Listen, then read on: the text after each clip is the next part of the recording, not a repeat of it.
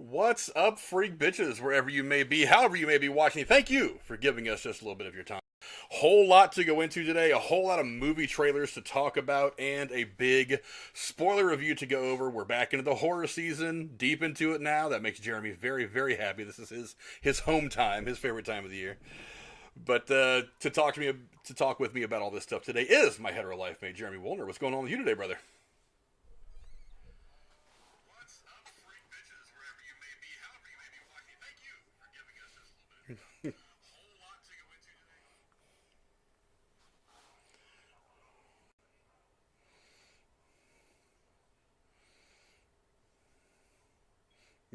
Yeah, there was a lot to unpack in that movie. But before we get to the Halloween breakdown, let's talk about a trailer that came out today. And I didn't get a chance to get a graphic up for it, but the trailer for Uncharted dropped today. And boy, there was a lot there. I mean, Jeremy, give me your initial thoughts on the trailer and all the explosiveness that it showed.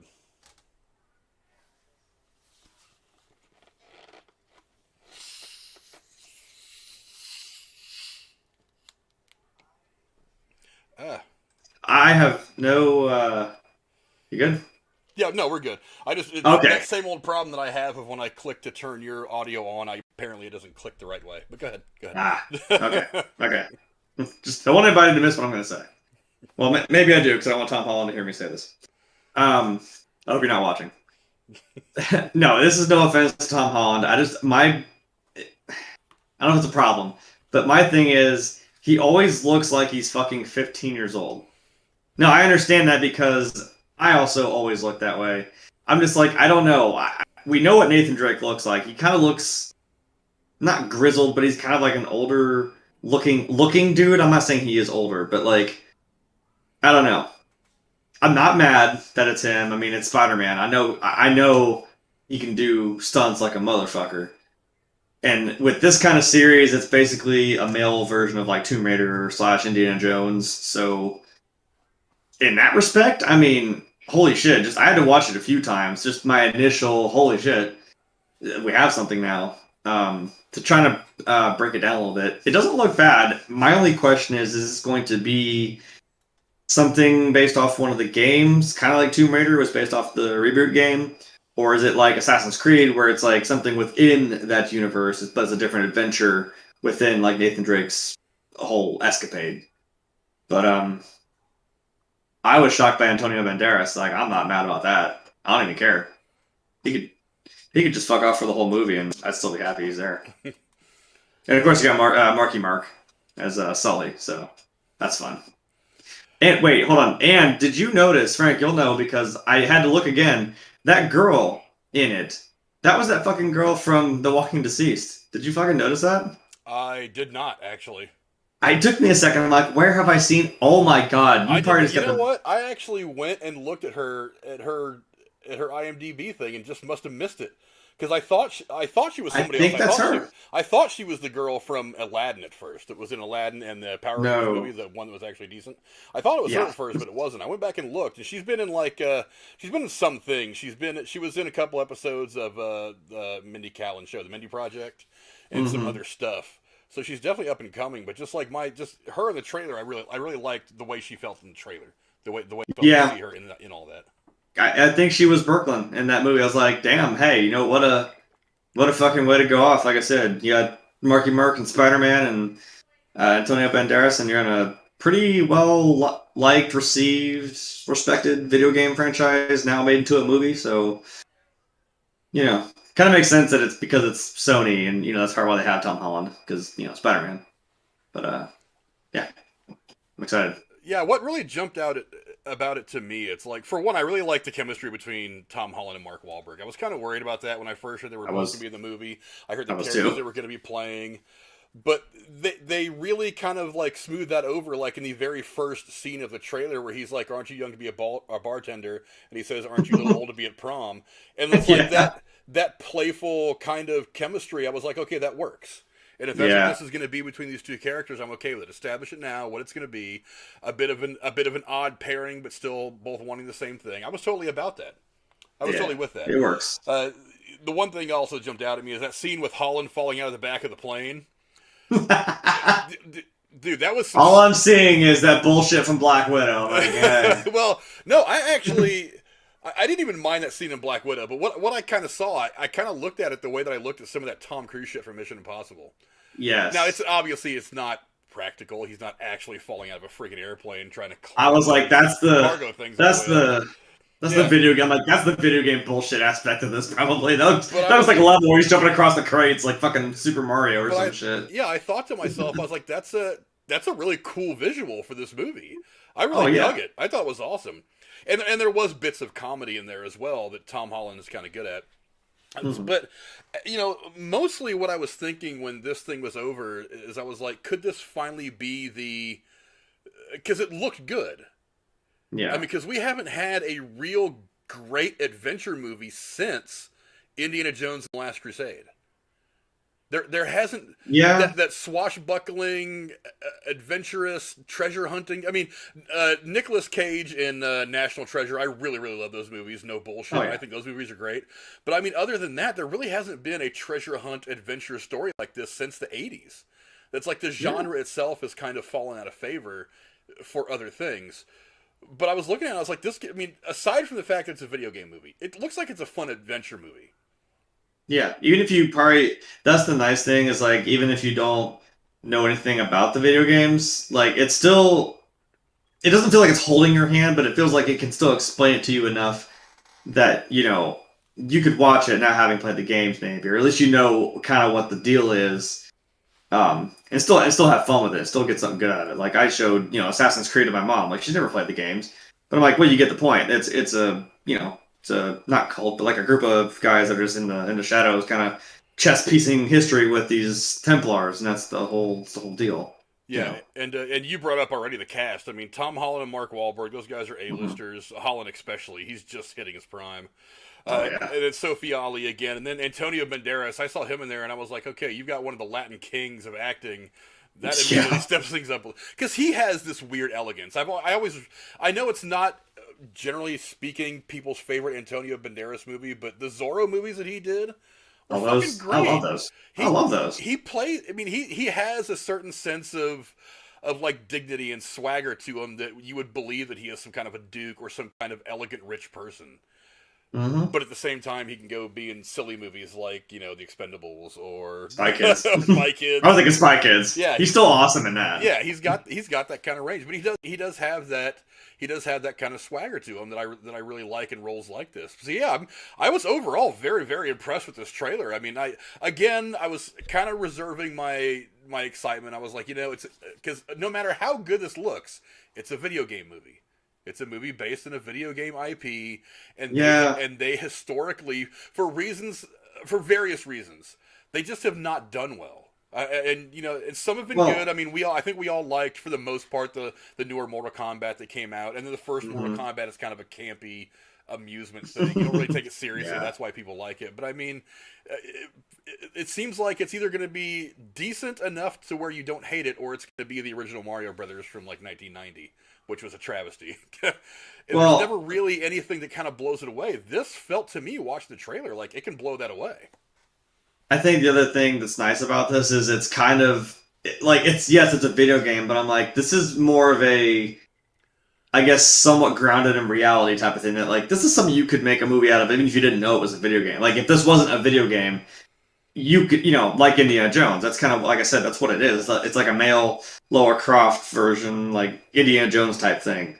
So it can be done well. And then, like, the thing is, like I said, if you don't know what the game is, if you do, they put things in there so that, like, if you do know the game, you pick the little things out. They're like, oh, hey, there's that. Oh, there's that. Hey, there's that. Because, when I'm watching those movies, I'm looking all over the fucking screen. I do it anyway, but I'm looking all over the screen looking for other stuff, like in the background or something they mention, just for my sake, because that's what they're doing that for. I don't generally do it in trailers. In movies, I will, but in trailers, they tend to not give away some of those things as easily. Oh yeah, they're not gonna.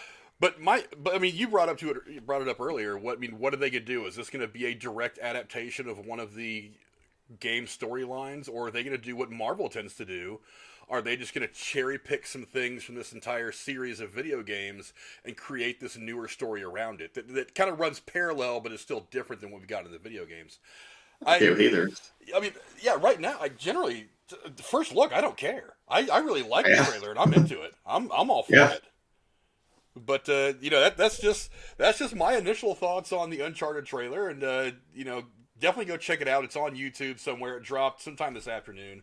I noticed it about the time that you had actually texted me. It was just like, dude, trailer, and I was like, holy shit! Yeah, because that's when I noticed it. I was right at work, and I got a break, and I just opened my phone, and I'm like, no way, no fucking way. Wait, I'm like, I know I have to work, but hold on, I got 2 minutes. I'm gonna look at this. Yeah. And I sent it right to you. But yeah, a fantastic trailer overall. You guys go check it out and let us know what you guys think, especially guys like The Rose and Casey is Raw. I know you guys are really into the gaming, just like Jeremy is. So, I don't know. That review, I think, is going to be a fun one so far. Mm-hmm. But I am optimistic. I'm not cautiously optimistic. I'm optimistic. I'm pretty impressed with that trailer, and I think it's going to be pretty awesome. But anyway, go down in the comments below. Let us know what you guys think about the trailer for Uncharted. Now, we're going to move on. Hey. Can you hear me? Because Rachel says my mic is incredibly low. She can't hardly hear me. That was my fault. That was my fault. Oh, well, I did look at that. That was like 10 minutes ago. Never mind. Yeah. Okay. That was my fault. Don't listen to me. I'm sorry. But, you couldn't hear me anyway. But let's move on to the meat and potatoes of why we're here. Here is our big spoiler review for Halloween Kills. This movie picks up immediately after the events of the Halloween movie that came out in 2018, where through whatever osmosis that bad guy serial killers from movies come back, Michael Myers finds his way to Haddonfield one more time, and of course finds himself crossing paths with his sister Laurie Strode. Not only is it Laurie, but it's also her daughter and granddaughter who were involved in the whole brouhaha this time. The first movie did very, very well. Did very well at the box office, did very well critically. A lot of the purist Halloween fans, a lot of the purist horror fans really liked the film. So it was inevitable that the second was going to come out. Actually, they had planned this to be a trilogy all along. So it's not, so it's no surprise that the second one came out. But, Jeremy, some of your quick initial thoughts on Halloween Kills. Well, I think it killed it. It did a lot of killing, and it killed my heart to see what happened at the end. Let's not get to the end yet.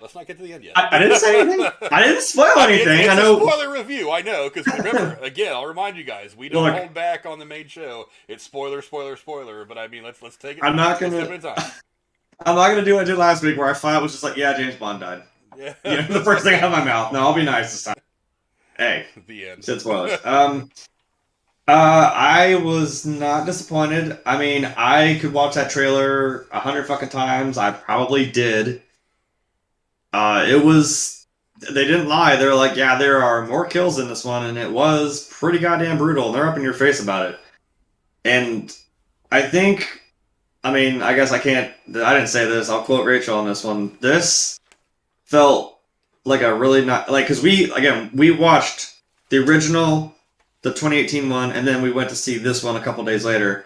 So it's still very fresh in our minds, but it felt like an actual coherent, storyline that's all together. Because they did the flashbacks to 1978 when the event happened then to now, and they kept doing tying in the one cop story with it and whatnot. It felt like it all belonged, and I know this series, along with my personal favorite series of Texas Chainsaw Massacre, is a complete clusterfuck of what really is canon now, what isn't, what is a prequel to the sequels, original trilogies, reboots, sisters, cousins, former roommate. I'm like, you like that joke, huh? I'm like, I do like look at it now. Yeah. So this felt nice. I could watch these, and you could show these to somebody again who had never seen them, because I'm like, you know what? I still think you could watch the original two, and it probably could still work going to the 2018 one, then to this one, because fuck Season of the Witch, and I don't know what 4 and 5 were fucking doing, to be honest. I have no idea anymore. And I sat there and watched all the damn Friday the 13th movies, and how much bullshittery went through with that, because it just gets goofy after a while. Oh yeah. I mean, I'm looking at you, Freddy Krueger. I know that fits him. You can let him get away with the goofy shit just because it's Robert Englund and it's just Freddy Krueger. Yeah. I don't know. I liked it overall. Yeah, well, I mean, obviously, this starts out immediately where the last movie that came out in 2018 leaves off. Laurie Strode's house is burning. Michael is trapped downstairs, and she thinks that's the end of So it. you think. Yeah, so you think. And as she's riding away, the fire department gets there, which leads us to one of the coolest opening scenes in a horror movie that I can remember. I mean, and this again, there's a couple of scenes in here where I have to remind myself to turn off my, to suspend my disbelief. But one of them was like when he finally walks out of that burning house, and I actually love the visual. I'll put the thumbnail up right there because that's one of the reasons that put that back up. That is the coolest shot. That's one of the reasons that I chose that image for a thumbnail because I thought that shot was badass. Yes. But he comes strolling out, and he just like one by one just dismantles this like crew of firefighters. Very sad because they're first responders, but in the horror movie context, it was fucking dope. I mean, in horror movies, no lives matter. I'm sorry. Yeah, it's some kind of special, but that was the one thing that jumped out at me about the opening scene rather. Another thing that jumped out at me is like the kills were good. They weren't great. Yeah. They were good. They I don't want to say they were cookie cutter horror movie kills, but they're the kills that I expect from a movie like this. You know what I mean? I mean, you can only do so much because, like I said, I'm jumping right back to Friday the 13th. You know how many different ways we have killed a person on screen? How many convoluted shit? So I'm like, I have seen probably every way you can to kill somebody on a screen. But I mean, using what he's got around him at the time and whatever it worked. He could roll with the punches of whatever the hell he's got. Like, he got a fire poker, fuck him. He's gonna stab him right through the fucking head. That one I said cop. The one firefighter pulls out that fucking chainsaw. He fucking puts it through his helmet. I'm like, he broke a goddamn fluorescent bulb and stabbed the lady in the fucking neck. I'm like, and then made a pincushion out of her fucking husband. I'm like, oh. Dude, and that was a particularly brutal kill though, because he's already pretty much been dispatched. He's already been dealt with. He takes care of the wife, and while the wife is in her waning seconds, he takes the time to pick the guy up, sit him over there on that like center in the kitchen, and then just like one knife after another go at him again. And she can't do anything about it. That was particularly brutal to me. I enjoyed it again in the context of the horror movie, but I was like, damn, that's fucking harsh. Dude, that is some crazy shit. Why, Michael? And then I said he picks that last knife up. He's just like, nah, I'm gonna keep this. I'm like, okay, of course. I like this one. This one right here. Yeah, real quick, just want to say what's up to the chat. JC is Foot Row. What's going on, my brother? You are always in here having fun. Rachel again reminding me of my inadequacies for clicking the unmute button whenever I start the show. DCAP saying what's going on. What's up to you, brother? Good to see you here. Alex the Garbage Man. He'll be live tonight, and yes, I have their updated link in the description below if you want to go check them out. He said Halloween Kills wasn't bad. Tommy Trailers, not a big fan of it. Says the movie's horrible. Ranked 9 out of 12 for all the movies. Well, when you get 12 movies into it, it's kind of hard to impress anybody. Yeah. The acting was abysmal. I'm going to get to that in a second. Evil dies tonight 1,000 times. Yeah, I will admit that was a little annoying. I'm going to get to that in a minute because that's part of. I thought it was a nice tag for the movie, but I didn't know they were going to chant it every fucking 2 seconds. I'm like, okay, I get where you're going, but. Yeah, I'll get to that in a second. Let me get some of the other things that I really, really liked. The only thing I liked is I kind of liked that it was about time that the whole town kind of took it upon themselves to deal with this menace of Michael Myers. And here's why.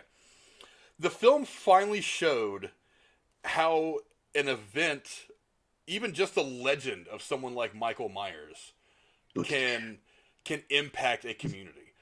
How it can kind of haunt you and kind of, even like, 30, 40 years later. Because remember, this is technically speaking Halloween 3 in canon. You had the original from 1978, and then in 2018 is the one that came out is technically Halloween 2 in canon. It retcons everything else. So after, 40-ish years of, almost 45 years? I mean, Christ, I was born in 76, so I'm a little bit older than this franchise, for crying out loud.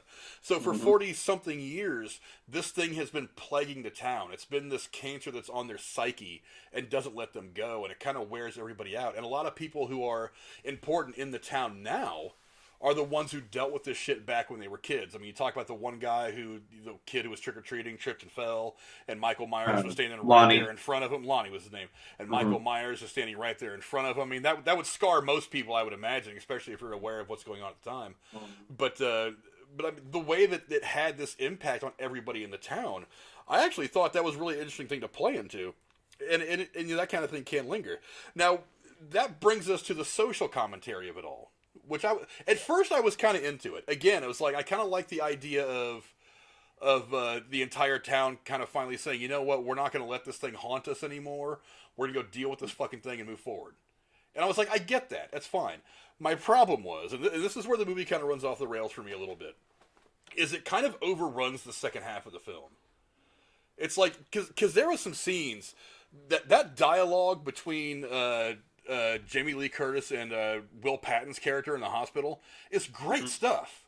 It's great stuff. And that little subplot of them thinking the wrong escaped mental patient is Michael Myers, it's like, that was interesting to me. But it was like, as you were saying, and as Tommy said, it was like every 5 minutes it was "Evil Dies Tonight," this chant, and I'm like, you're using all this time for some really great dialogue from some pretty good actors like Jamie Lee Curtis and Will Patton. You're taking time away from them, from the important characters, to focus on this thing, which is an interesting part of the whole, but it's not the whole. You know what I mean? It's this piece of the pie. It's not the whole pie. So go to the other places and focus on these characters and these happenings, the events, the dialogue. But it seemed like every 15 seconds in the last half of the movie, they were trying to it was the mob that was trying to kill the wrong person. And I'm like, you're kind of taking away from the movie a little bit. I mean, it kind of drifted in and out of the good version of the Halloween film to another 10 minutes of this chanting. And I'm like, come on, dude, I'm getting a little tired of it. I know where these people are at. I know why they're angry. I know they're wrong. Can we move on with the story now, instead of constantly going back to that as a reminder?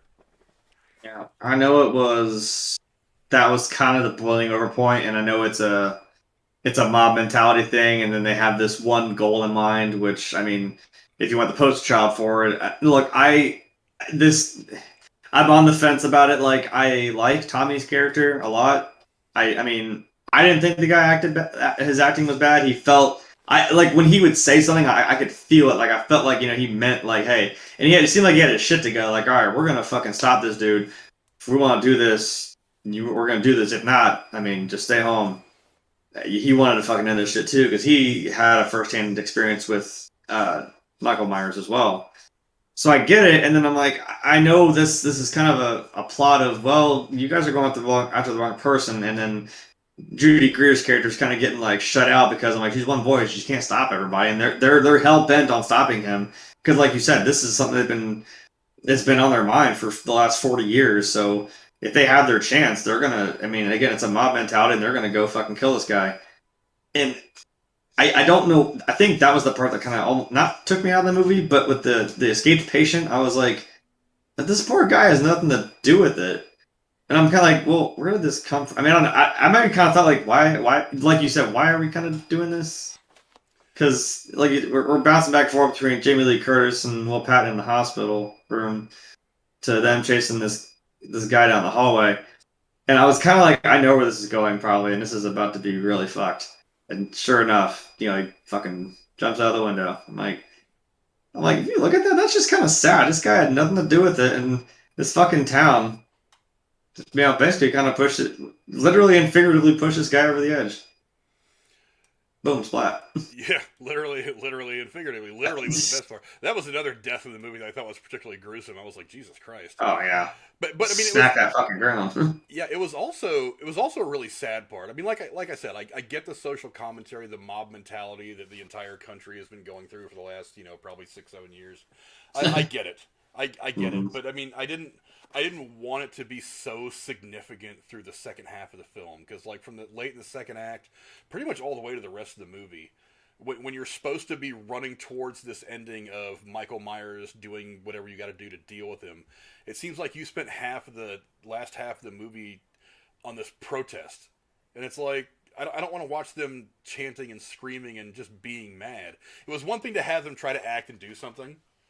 That should have happened. I thought looking at the movie the first time that should have been a sudden thing that happened, rather than something that like starts in the middle part of the movie at the bar. It really starts very early in the movie at the bar. Yeah, it snowballs. Yeah, and it spends like most of the last part of the first act and the early part of the second act kind of snowballing into what would become at the hospital, and they start chanting "Evil Dies Tonight," and they all get pissed off, and then pitchforks and torches, and then yada yada yada. But I thought that should have been something that happened spontaneously. That it would have been a lot better if it would have happened spontaneously in the third act, rather than something that was building for most of the movie.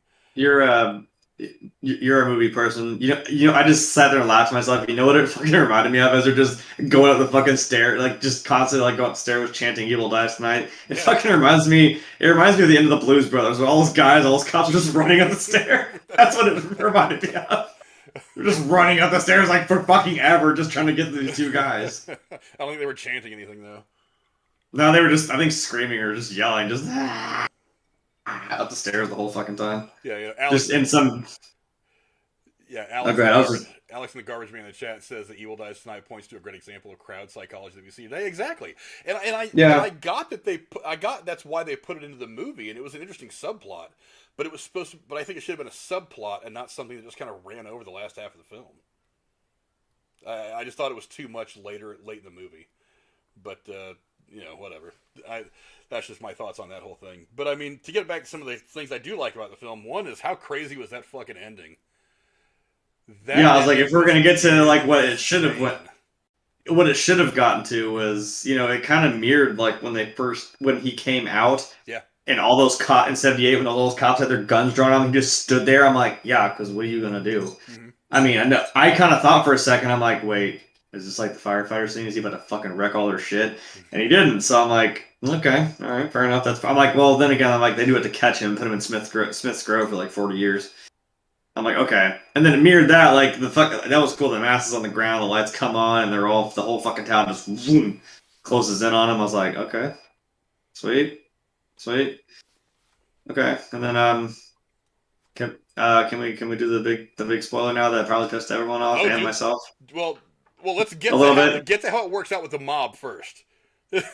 Well, I think I want to back up just a slight step.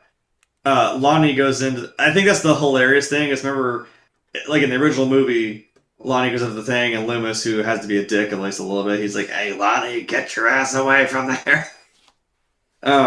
He's like, and he said like later in the movie, he says like, "I never actually went to the house. Like everyone says I did or something."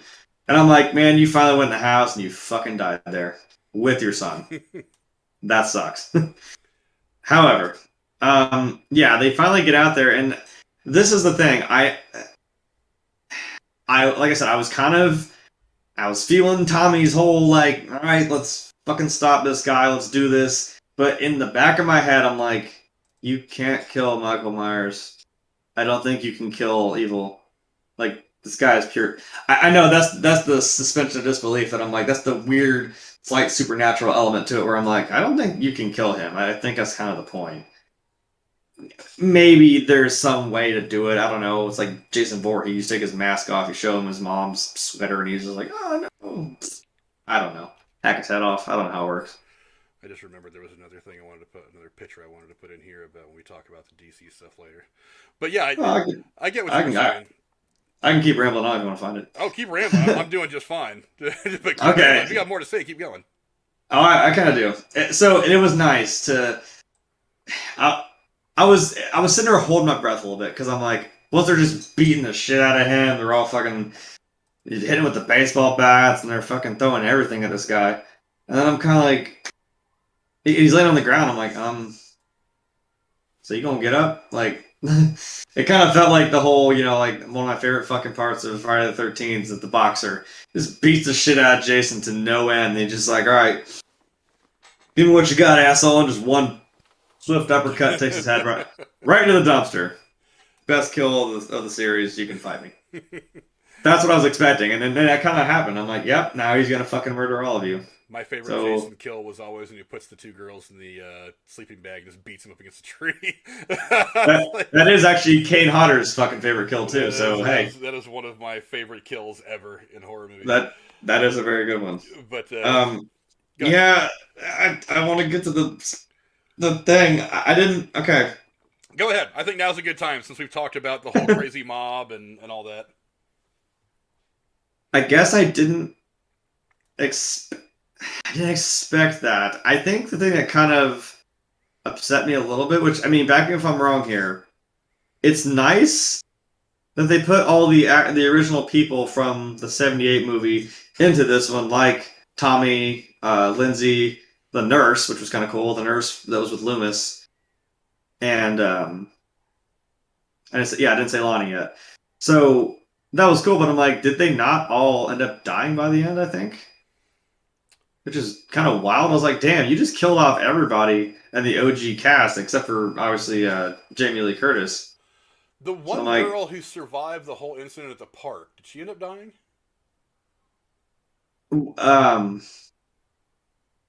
Which one? You're talking about the one who hid by the bridge and watched him walk away? I know she survived the whole. Oh, wait, Lindsay? I think was that her? Maybe she did. Did she get killed later in the movie? I meant to go see it again today. I just didn't have time. He put all those people like on the little carousel and hung them from the swings, but they all had like masks on. I'm like, I don't know if they really just flat out said, "Hey, this is this person. Hey, this is this person." I don't remember. If they didn't, okay, that's kind of cool. Then it was at least one still alive. Excuse me, along with her. I don't know. I mean, so like I said, you're not gonna. There's gonna be more movies. You ain't gonna kill Michael Myers that easy. Oh yeah. You're not gonna kill him. Period. I love how they took. I mean, Spider-Man. They took off a little storyline, a little more with like the couple you just randomly see playing the doctor and the nurse. They were just kind of there for a second in the 2018 movie. I'm like, oh, now they have a whole thing in this movie, and it still didn't feel like out of place. Like, oh, now we're gonna follow them to this like bar, to this party, and then this whole, and then into the park. It's kind of wild. Yeah, but then the big thing that happens is, of course, the super fucking murderer serial killer comeback that happens in almost every horror movie. Jeremy, go ahead. You're chomping at the bit to talk about that. Yes, and then one thing after, I'll just side mention something. Yeah, I was not expecting somebody of the Strode lineage, especially, I almost said the middle child, especially the middle generation, just to suddenly get fucking absolutely shanked to death. Ironically, where they were saying Michael would just stand in his sister's room and just stare out the window, apparently looking at himself, which I don't know if that was supposed to mean something deeper. Because, like, the mom was standing there and kind of looking. You see her reflection a little bit. I'm like, well, what does she have to... maybe it was just for the dramatic irony of just the parallels between it. I don't know. And then maybe it's just that cool shot of all of a sudden, like, I know every horror movie you see in a mirror behind somebody or in a fucking window, all of a sudden, like, there's his face, and you're like, ah, shit. Here he comes. And then I thought, wait. Oh, no, she's going to die. Oh, she died. She died. Well, that was fun. I'm like, well, at least it wasn't the granddaughter. I guess it kind of makes sense. Now we got her, because she's kind of, like I said, there was mirror images from the 78 movie, like where they do in the classroom, and she's sitting in the corner, instead of looking out and seeing Michael Myers, she sees her grandmother. I'm like, she's kind of, I guess, supposed to be like Laurie in that aspect, so it's cool that we still have Jamie Lee Curtis and then this girl. Yeah. But I don't really know what the point of but I'm more confused. I'm like, oh, well, the mom's dead. I guess her husband died, which still sucks. So, but they're gone now, so... I think a lot of it was set up for what's coming in the third movie. I mean, is it going to be fucking Laurie Strode and the granddaughter, like, teaming up? Here's what I'm thinking. I almost dropped this theory on Night Watch when he was doing his review the other night, but I wanted to save it. Because I wanted to process it more. I wanted to make sure I could word it to where it sounds right. I'm going to make a couple of Star Wars comparisons here. Oh, God. I think I can explain them in a way that will all make perfect sense. I think I know what you're going to... Yeah, go for it. If you think about Empire Strikes Back, the movie that many people think is the best film in that entire franchise. It is. It very well could be. I have a tough time arguing that. I like Jedi a little more, but I can't really argue that. I always like Jedi, but I will admit Empire is really good. If you look at Empire, the one significant thing about that is it's the bad guys win. Yeah. When you leave that movie, the rebels, the good guys, they are on the outs. I mean, they are up against the ropes. They are 1 or 2 punches away from just being done. And that's kind of how this movie ends. Michael wins with... There is a big significance in Karen's character getting killed right there at the end. And then the movie ending right there. There is no resolution to that. There is no nothing. So I have a theory. And here's another... And this is kind of what I think, is that it's kind of one of those they all die at the end theories. I figure since Karen dies, I think that's kind of a little nod to the idea that in the next movie, Allison is going to die at some point late in the second act. Okay. And that's going to say. Now, I honestly think that this next film is going to pick up exactly where this last film left off, just like this one did. And this entire new trilogy of films is going to take place over the course of like 24 hours. Or how? Well, I think it was more than just a few hours in the first movie. But I mean, it's this entire trilogy is going to take place over the course of a couple of days, a short time. Yeah, because the first one led up to Halloween night and it had a little bit of it, and this was just the rest of that Halloween night. Yeah, so yeah. So I think that's what's going to happen. Now, what I think is going to happen is I think Allison's going to get killed at some point in the second act, and that's going to make Laurie Strode feel like that this entire family line needs to die. It's not enough to take care of Michael. There is something about our entire bloodline that is tainted and evil or is cursed or whatever she's going to think, and she's going to do something that is going to kill both her and Michael. That's my I think she's going to have the kind of it wasn't so much a Han Solo. It didn't work out that way for Han Solo, but that's kind of what she's going to do. She's going to have to die in the end for this whole lineage to die. That's what I think. Actually, it's not going to be just Michael. It's just going to be this whole family's cursed. The only way to defeat this curse is for all of us to go, and she's going to be the last one standing in that bloodline. So she's going to take care of it. I think I think I can throw in a small Harry Potter comparison too. Is what it seems like is one cannot live while the other survives. Because she was kind of I think I know what that's. She says something almost like that in the movie, doesn't she? Yeah, that's what I was getting. Like I said, when I don't know if it's just because it's Jamie Lee Curtis or I'm just like this is some great shit, and it's like this is her, this is fucking Laurie Strode. When she was saying that, I was almost kind of worried. I was like feeling it, but I was kind of like, shit, you might be right. Like she's like, this has to be me, or I'm the reason why. Like my whole family, this is the reason why. This is what Michael's motivation is for whatever fucking reason. But I'm like, shit, like this. I thought because remember we always talked about that that little scene. You said like it was a cool shot of Laurie walking through the hospital. She's carrying that bloody knife down by her side, and everyone's running the opposite way, and she's running walking towards. And I was like, oh shit. I'm like that, but I was like, that never happened. I mean, am I wrong? I don't think I ever saw that scene happen. I'm like, she never left the fucking hospital room. I don't think, or when she did, she got fucking trampled because they were all going after the other mental patients. Yeah. So I'm like, wait, I thought that was about to be a showdown or some shit. Now, if that's what's coming, I'm fine with that because I feel like yes, this is about to be a.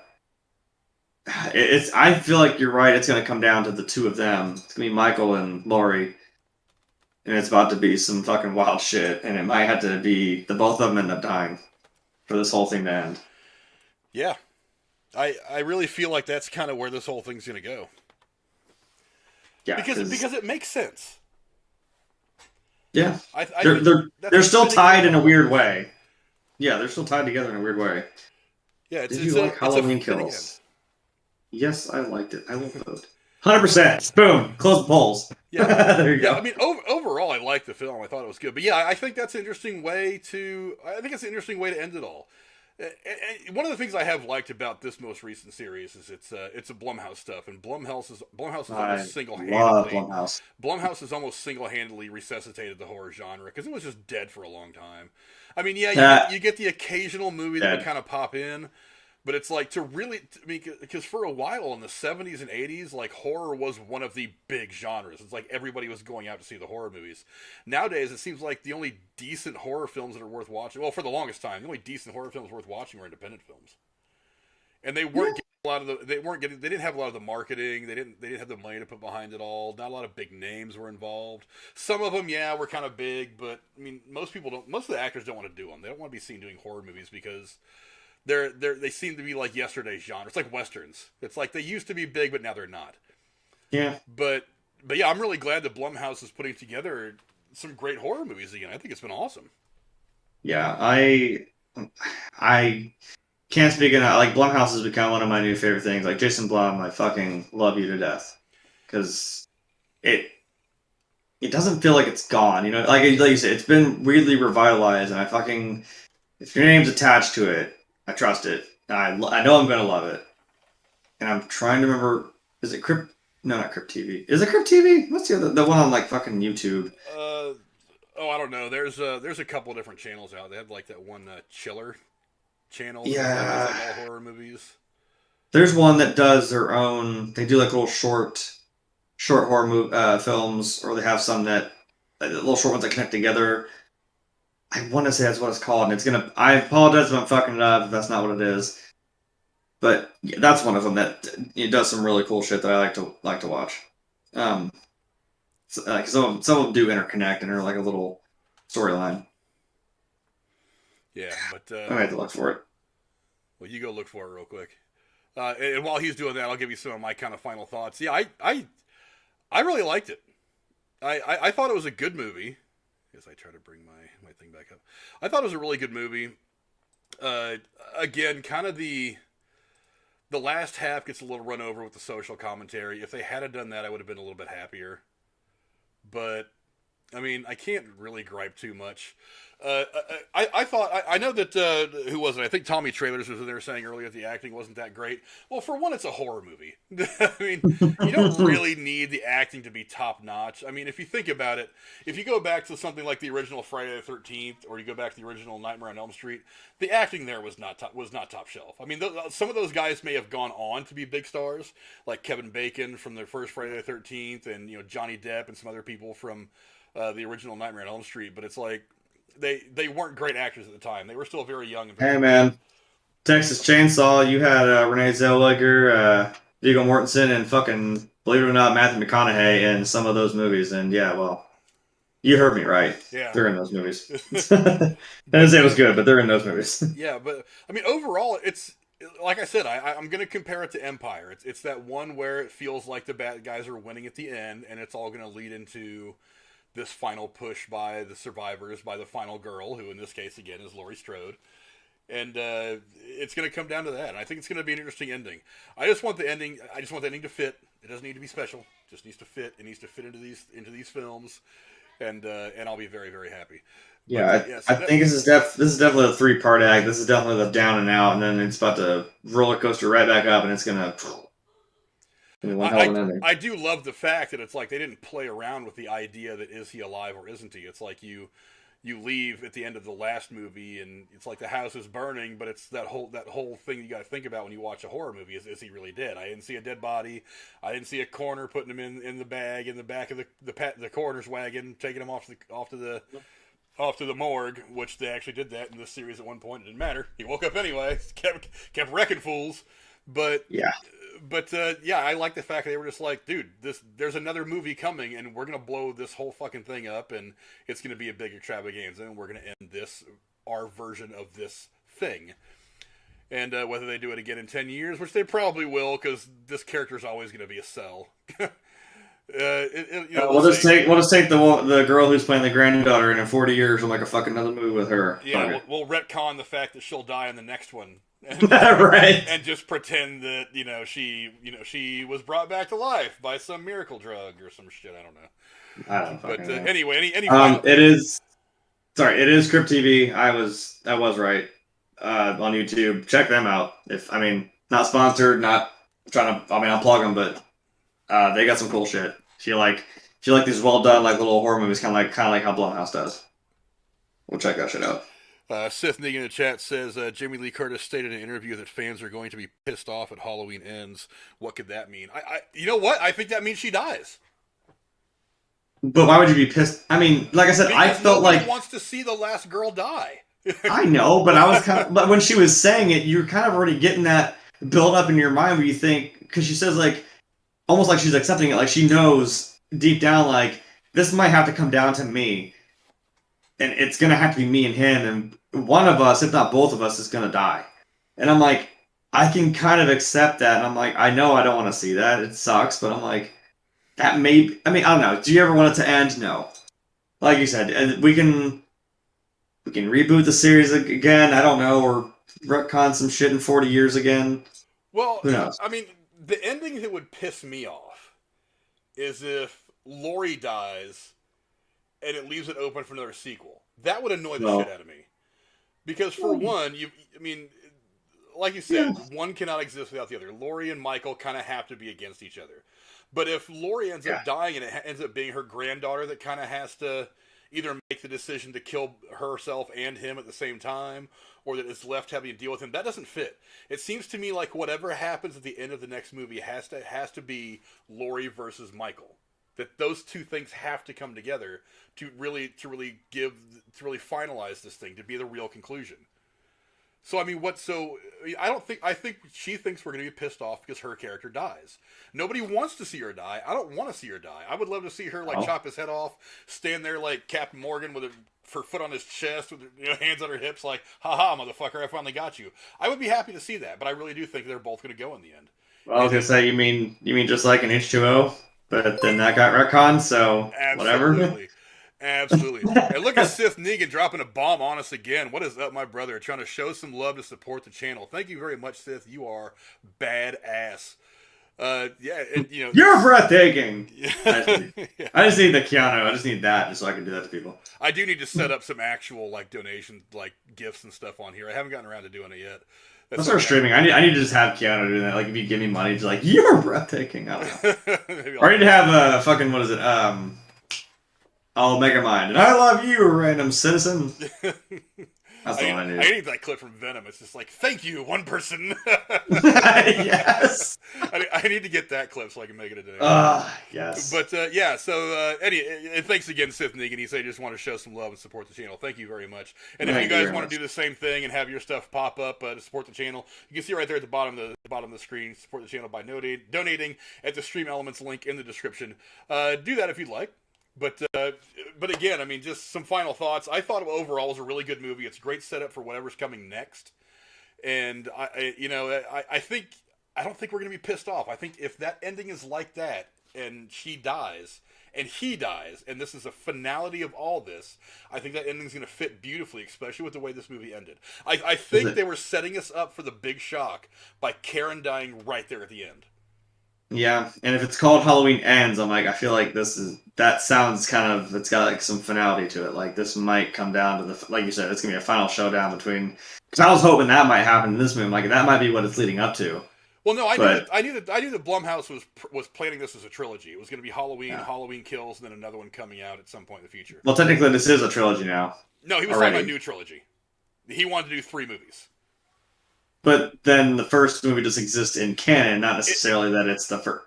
Because it is Halloween Kills. It's not the first in his trilogy. His trilogy is the one that came out a couple years ago, this one, and the next one coming out. So he wanted to do a trilogy of Halloween movies. But fair enough. But yeah, I wouldn't be pissed off at that ending at all. I think that she might think that we'll all be pissed off when we see her character finally go down. But if it's in a fitting blaze of glory, taking Michael to hell with her, then... Dude, that right there is badass. That's the Laurie Strode that I expect. Because I expect it to be some really bloody, fucking brutal-ass hand-to-hand that's going to be coming down to some fucking shit. It's not just going to be something just like the townspeople. It's not going to be some simple shit as we're all just going to, curb stomp him at once. I'm no. It's not going to happen that way. Yeah, it's not going to be a bunch of people. It's going to be mano y mano. It's going to be her against him, somewhere dark where nobody else is going to be anywhere around to help either one of them, and it's going to end just like that. And it's going to be some crazy shit that happens. She's just going to strap on a suicide vest, walk up to him, give him a hug, and then press the button.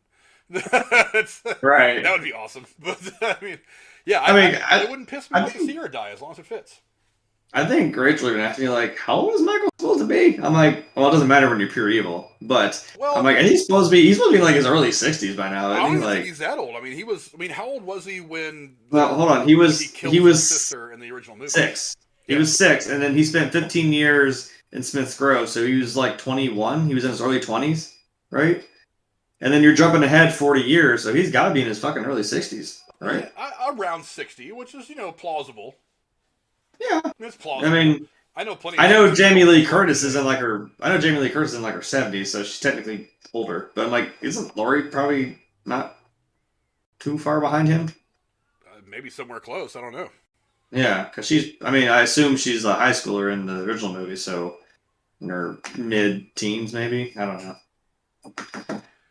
Yeah, but anyway, give us your guys' thoughts down in the chat below. What you guys think of Halloween Kills? Again, the second in the Blumhouse trilogy of Halloween films surrounding Michael Myers and Laurie Strode that we're going to be getting. The next one actually comes out, I think, a year from tomorrow. I think is the official release date for Halloween Ends. I was looking at the release calendar earlier, and I'm pretty sure it said October 22nd of 2022 is when we. Hey, we're gonna pump these out. I'm here for it. So yeah, I'm ready. I'm ready for that. I am ready. I have one last thing to say about it that I was gonna mention. I don't know whoever that was. I'm always happy to see Dr. Loomis. I don't know if that was an impersonator and they put makeup or something and they digitalized something onto his face, but holy shit, that was awesome. They probably had a body double and then just did some digital stuff with the face. Holy shit, spot on. I love it. It looked great. It took me right back to the 78 version.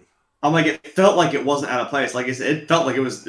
You could have believed that scene was in the fucking original movie. And he's running through, he's like, "Did Michael kill again? What happened? Did he kill again?" I'm like, played it really well. I mean, fucking bravo. Absolutely. But let us know down in the comments below what you guys think of Halloween Kills. Before we move forward, I do want to remind you guys we do have a Discord channel. If you get on the Discord channel, you can talk movies all the time. We're not live streaming. All kinds of stuff on there. There's spoiler sections for all the Disney Plus stuff that we watch and break down. WandaVision, Falcon Winter Soldier, Loki. There's going to be one for Mandalorian, Book of Boba Fett. When that stuff comes around here in a bit, probably going to break down the Hawkeye stuff episode by episode when that comes out in December. But there'll be different sections on that, and of course a general section where you just go in there and have a lot of fun. You see the Rose and Cora were dropping stuff in there in that picture that I took. Go become a part of that. The link is in the description below to that. Also, don't forget that we do have a Patreon as well, and I promise I have plans for the Patreon next month. I know I have not been on it the last couple of months, but trust me, there are some bigger giveaways coming in the next couple of months, just in time for Christmas. I'm going to take care of you guys, but with everything that's going on, me and most of my household getting COVID, trying to get caught up with work and everything, it all got kind of buried in the muck. But we will be taking care of you guys who support us on Patreon. For just $5 a month, I give away $25 a month in free movie tickets. That usually happens on the first Thursday of every month. This, again, is not necessarily to support the movie producers, because they make their money one way or the other. As we start to reopen from the pandemic and all that, it's really important to get out there and start supporting our local theaters, the people that work at the box office and the concession stand.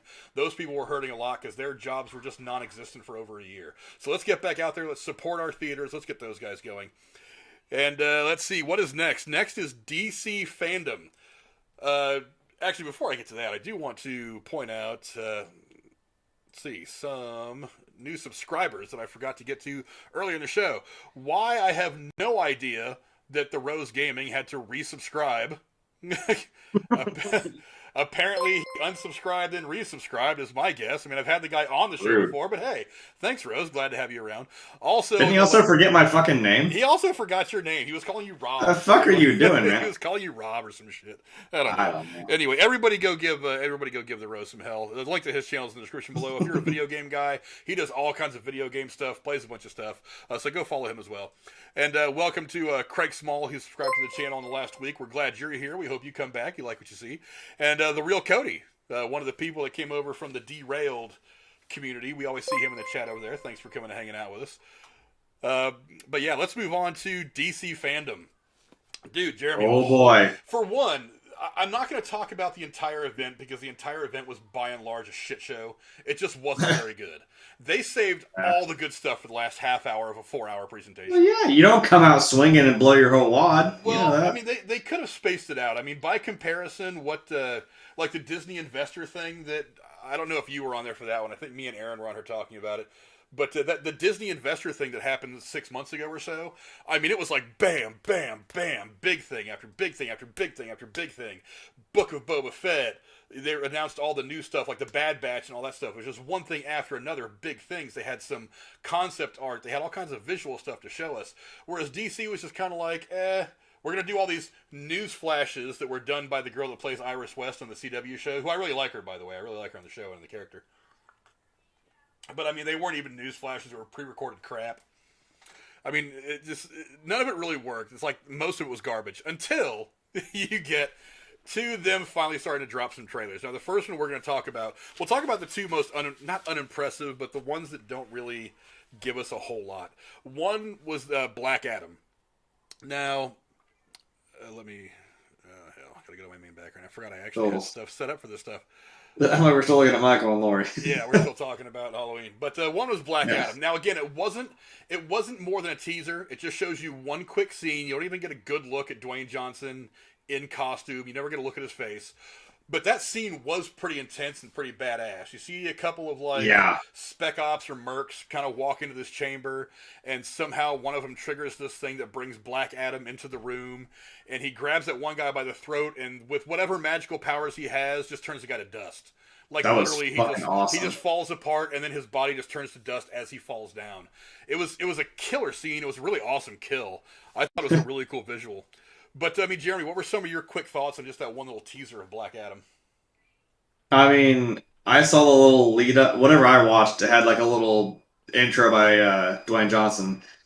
But what he said was like, you know, we're going to do some holy shit moments and like, you know, show this dude's fucking amazing. He's like, what did he say? Like the hierarchy of power in DC is about to change. And I was like, all right, bet. And then when I saw that, he's plucked fucking like Darth Vader to dude by his neck, and then Indiana Jones' his ass into dust, and I was like, holy fucking shit. I'm like, you're right.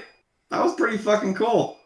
And then, I mean, I always just say, oh, they all pull their guns, and I'm like, you're adorable. What are you gonna do? And I always love that moment when they all start shooting the superhero or the supervillain, and nothing happens. I'm like, yeah, what'd you expect? Well, he catches the bullet like this. And I was like, fuck. It's like one thing to like stop a bullet with your hand or have a bullet bounce off you because you're like a super whatever, you're some kind of a god. But it's like he just goes out and catches it like this. And I was like, damn, that was pretty badass. Although you're breathtaking. Get your heart out, Neo. Although the editing was wrong. Like all that, it's like he was getting hit with all those bullets, and then it showed him catching that one bullet. I was like, don't you think that like one person should have shot at him and then he caught it? And then, you would think, try and shoot him. I don't know if it was an editing mistake. It's like I noticed it like the second or third time that I watched the teaser. I was like, it seems like that wasn't edited right. But it was nonetheless badass. And I've been ready to see this movie since they cast Dwayne Johnson in it back in 1927. Yeah, it's like they know shit. Announced they were making this, and they had cast Dwayne the Rock Johnson in. It was a while ago. 2016. Yeah. It was 2016 or 2017. It's been years. Mm-hmm. And then for whatever reason, they just haven't been able to get this shit going. Now, they have had a lot of leadership changes. There was a span of about 2 years where we had no fucking clue who was ever in charge of DC or anything they were doing. Well, I'm sure the pandemic didn't help either. Yeah. Yeah, and that probably didn't help. But I mean, seriously, they've been having a lot of creative problems at Warner Brothers and their DC for a long time anyway. Dwayne Johnson's a pretty busy dude. I mean, he's got all kinds of other shows and movies and shit he does. He's not just committed to one thing. So I get trying to get him in there because I know he's passionate about it. That's the thing. I know he wants to do this and wants to be there and wants to do this shit.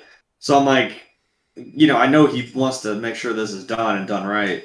But like I said, he is a busy dude. He's got a lot of other things he does and promotes and hosts and does all this other whatnot. So I'm not mad, but I mean, if that's what's just a hint of what's to come, I mean, that's worth it. That's got to be worth it. Yeah, and also, I thought it was interesting that they didn't have like a sizzle reel or a trailer for Shazam.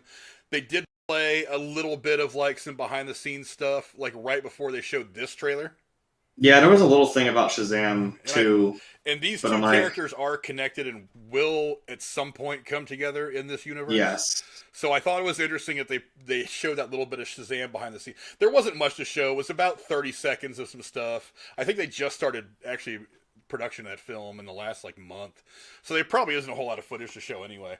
Well, yeah, I said that out loud too. I saw this Black Adam thing and I'm like, I wonder if there's any more Shazam. And I scrolled over like 2 more spots and Shazam 2. I'm like, well, me, there we go. We're doing this. There we go. Yeah, I thought it was interesting that they were showing some of that right before showing this. So I think they're definitely trying to plant that little mental seed in our heads that these two characters are going to be a thing at some point together. Well, what I also wonder is, because I saw a related video that had like that same screenshot actually you have where he's rising up in the air there. And it said, there was like, why Black Adam needs to fight.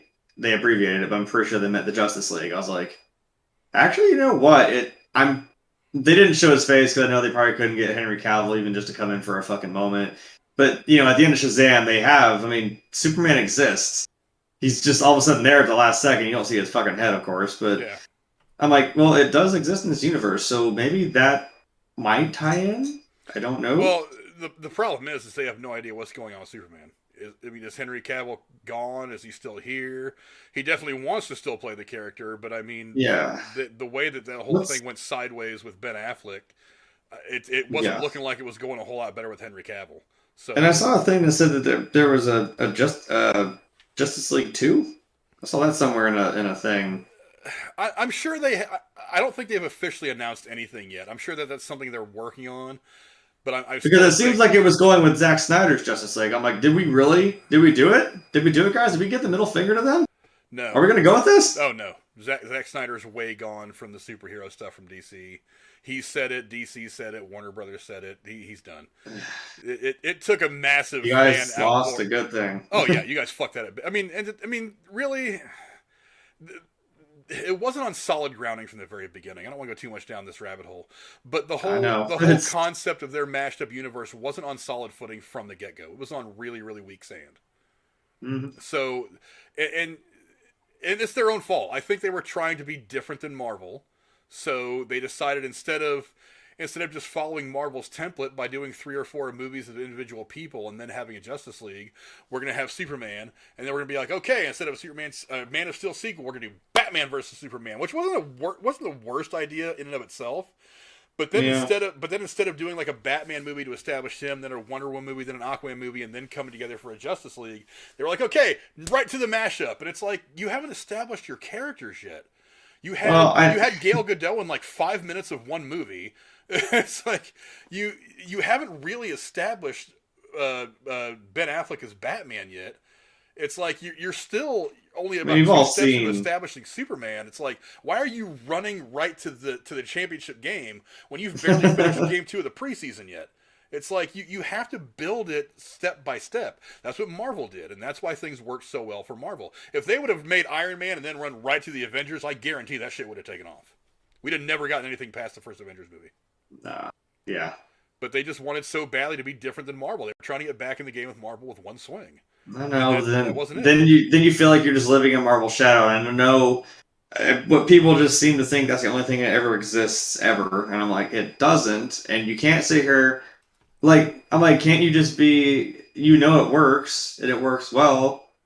Why are you in turn making fun of DC for following something that works? I mean, wouldn't you want to still see that? It's like you can't just gatekeep oh well, this is Marvel and they did this and no one else is allowed to do it. I'm like, well, like you said, there's a formula to it. We're just talking about the horror movie thing. I'm like, how many fucking things in horror movies can you do? Yeah, you follow a template of things that work or something that you can go outside the gates of. I mean, yeah, you have a guy that enters people's dreams. You have a guy that's in a fucking hockey mask that can't die for shit. You have a guy in a fucking William Shatner mask that can't die. I don't know, But you're not mad about it. You fucking still go see these movies, even though they're all in their own respective, universes. Yeah. Or I guess there's a shared one with Freddy and Jason, but whatever. We know about that. Yeah, but Walter Hamada seems to have kind of righted the ship over there. He said that he wants to concentrate more on the solo projects before trying to attempt to get this whole mashup thing together again, which is what they should have done in the first place. It seems like he's kind of got things on. He's kind of righted the ship a lot, so hopefully it'll get better. But yeah, I mean, any just final quick thoughts on Black Adam, since we kind of went down a little bit of a rabbit hole hating DC for a minute, which is hilarious because that's my happy place. No, in terms of Black Adam, I'm excited because it actually like Dwayne said, I guess we're gonna smell what Black Adam's cooking. I'm gonna end it on that because fuck you, that was good. Yeah, I thought it was interesting. It's enough to, like I said, it's a teaser. It lasted about 30 seconds. It was an interesting scene. It lasted about as long as that guy did. Yeah, it lasted about as long as that guy did. But yeah, I mean, it was an interesting kill. I mean, it's if that's a taste of what kind of power he has, he's gonna go rocking against Shazam or maybe other people in the Justice League or maybe even other villains in the DC universe, then bring it on. I'm ready. Hell yeah. But real quick in the chat, Sith Negan said he's giving Halloween Kills 2.5 out of 5 stars. I get it. Like I said, the last half of the movie went a little bit off the rails. I understand that. He says if they go with the H2O ending of chopping off the head, Laurie has to pull off the mask. This time will Michael speak. That's interesting. Does Michael speak at some point in the next movie? I don't think so. I think if you let him speak, I think just leave it. Yeah, just leave it. He shouldn't speak. Because I will just say, okay, and also your poll, it was pretty well 80-20. They liked it, so that's good. Yeah. Because I mean, if anyone is on the same nerdy spectrum as I am, I will just leave you with the fact of how pissed off were you when you heard Pikachu actually speak for the first time. And then they had the look. I'm going to preface first. I love Ryan Reynolds to death, but you had the fucking gall to then just jump straight to a movie after you did that shit. He just talks casually like he totally doesn't sound like Deadpool or something. And I'm like, what the fucking shit are we doing? I kind of understand the emotion of that scene, like where Pikachu, I think he says Ash's name. I'm like, okay, but that's fucking weird. Don't do that. Please don't ever do that again. I like there's those things we always like to watch when we see audiences' real reactions in theaters. People were pissed. They were like, "What? What the fuck? No! What the fuck? Stupid!" I'm like, yeah, that was kind of odd. You understand Meowth? Meowth fucking just speaks like a normal. No, like we know Pokemon are capable of speech like that, but he was only one exception to it, and it was just kind of it fit. It was weird because he was just part of Team Rocket. So I'm like, no, none of them speak. Don't do that. I don't care if it's Ash's fucking Pikachu specifically. Don't make Michael Myers talk either. Sorry. Are you done? I feel better. I never got to put that out there, so I feel better. Is your rant over? Is the Jeremy rant over? Yeah, the Pokemon rant's over. I'm good. Sith Negan says, my Discord link is invalid. It happens every now and again. I'll have to go fix that. As soon as the show is over, I'll go fix that and I'll put it on Twitter or something. He says, Rachel says it reminds me of Indiana Jones. Which movie was you talking about? I think, because I don't think Halloween was the one that reminds her of Indiana Jones. No. She was talking about the whole, when we watched the Black Adam thing, where you just, boom, right that guy to dust. Okay. To fucking straight bones. That was some Indiana Jones type shit. Like, that was some like weird shit. But JCS Foot Rub in the chat just lighting everything up. What's going on, JCS Foot Rub? Woo! What's up, brother? Always like seeing you in there. But the next thing that popped up was not really a trailer, just some behind the scenes footage of the new Aquaman movie. I noticed a couple of things. Number one, this movie just looks awesome. It looks like it's going to be as good as the first one. Same director, most of the same cast. The other thing I'd noticed is that there was like one little clip of Amber Heard because they still kind of want to stay away from that. It's like they didn't focus on her very much at all. But, you shouldn't. But yeah, one of the things I did notice about it though, and I've got to say, is Jason Momoa still looks super fucking excited to be into this thing. Well, yeah, he loves it. So he said he's having fun. He's like, this is gonna be, Didn't he say he's like, I'm glad to be back in this shit. He's like, it's been since. He's like, fuck, what, 2016? Holy shit! I'm like, right, or some shit like that. I was like, there's this old expression out there that says never believe actors because they lie for a living. But it's like, as he's like in the beginning of this behind the scenes footage, as he's pulling up there, it's like you could see there was this light in his eyes. He was kind of giddy like a little schoolgirl. He's like, ooh, back on the set of Aquaman, let's do this. There was that strange smile on your face that you get when you are really smiling from a place very deep inside. So, like that little shot where he's like, all right, let's kick some ass. Like, oh, he's ready to do some shit. I love it. And it looked good. I mean, they showed some of the fight training behind the scenes. I forget the guy that's playing Black Mantis, but I mean, he looks like he's ready to go again. He looks badass in that costume. There was a lot of concept art that looked really cool. You get to see not Owen Wilson. What the hell's the guy's name? Patrick Wilson. Patrick Wilson. That plays, I know. I almost did that too. That plays Oro, I think the name is. His brother, I'm really hoping we get Dolph Lundgren back again because I really like seeing him in the first one. You know what? Honestly, I never would have pictured him in that role, but as soon as he rolls up there riding that seahorse or the shark or whatever the hell he was on, I was like, God damn, that's perfect. That and Ivan Drago, two best roles he's ever played in my opinion. He fit that role so beautifully. But works. I'm really hoping that a lot of these guys come back. I mean, what are some of your thoughts on just kind of what we saw from the behind the scenes footage? I mean, I'm kind of right there with Jason Momoa. Like, look, my whole thing is, people I'm going to compare something to Marvel. Thor and Aquaman are kind of one and the same. Don't you goddamn dare ever say to me that you were a fan before this, because you fucking thought Thor was lame as fuck. Oh, yeah. You fucking know Aquaman is stupid as shit. You wouldn't say that to these guys' faces now, would you? You wouldn't say it to Chris Hemsworth. You wouldn't say it to Jason Momoa. And Iron Man wasn't even the most popular I comic book mean, character until yeah. he hits the screen. Because a lot of people question Marvel starting with that movie. They're like, why are you making an Iron Man? He's like the 10th most favorite comic book character of all time in your own universe. Yeah. And if you add in the DC stuff, he may not even be in the top 20. But then it comes out, you got Robert Downey Jr., and then all of a sudden everybody's an Iron Man fan. Everybody's wearing, hot rod red and gold everything. And they're like, oh yeah, I've been reading those comics for years. I'm like, dude, you're an idiot. You're an Iron Man. No, the fuck you have not. Yeah. I'm just saying. You're a fucking liar. That's exactly what that is. And I'm not gonna lie. I'm like, I wasn't really into Aquaman. I'm just kind of like, yeah. I mean, we all know I love Batman, but I'm like, liking Batman is like, I mean, you'll know, you're from Ohio. It's like being a Browns fan. You're like, eh. But I'm like, yeah, but I'm committed. Fuck you. It's not. Shut up. You know what that comparison means. Oh, that was good. I know. That's exactly what it's like. And you, as not a big sports guy, making a killer sports reference. That's the funnier part about it all. Right. But I got them jokes though. But the way they did this, I'm like, God damn, this was a good fucking movie. I was in it in the first movie. I enjoyed it.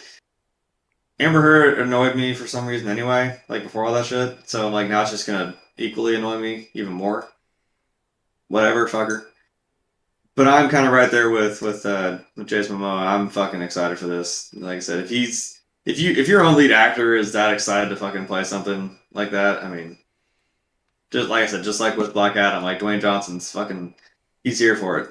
So makes me like trust it more. Like I feel like, oh yeah, this is gonna be some good shit. I think I can go ahead and end the poll now since I don't have nearly the viewership numbers that somebody like Drew has when he's pulling 600 people down for another Gabby Petito stream. But 80% of you said you like it, so hey, that's not bad. That's not bad for the for the 5 people that voted in my piddly ass little channel. But yeah, so the majority of the people watching right now liked Halloween Kills. But yeah, I'm excited to see this. I mean, he's Jason Momoa. I mean, as much as people were freaking out over how could you get this long dark-haired guy to play the usually blonde-haired, cracker ass Aquaman from the comic books or the '80s cartoons, it's like nobody's kick your ass. Yeah, nobody's questioning that now. No, especially after Aquaman was the first really really good DC movie to come out. I mean, that was the first one they really hit out of the park. When everything else had so many problems, that was the one that a lot of people liked. Yeah, but, that and Wonder Woman. Wonder Woman came on after that. Yeah. Yeah, that wasn't fucking around either.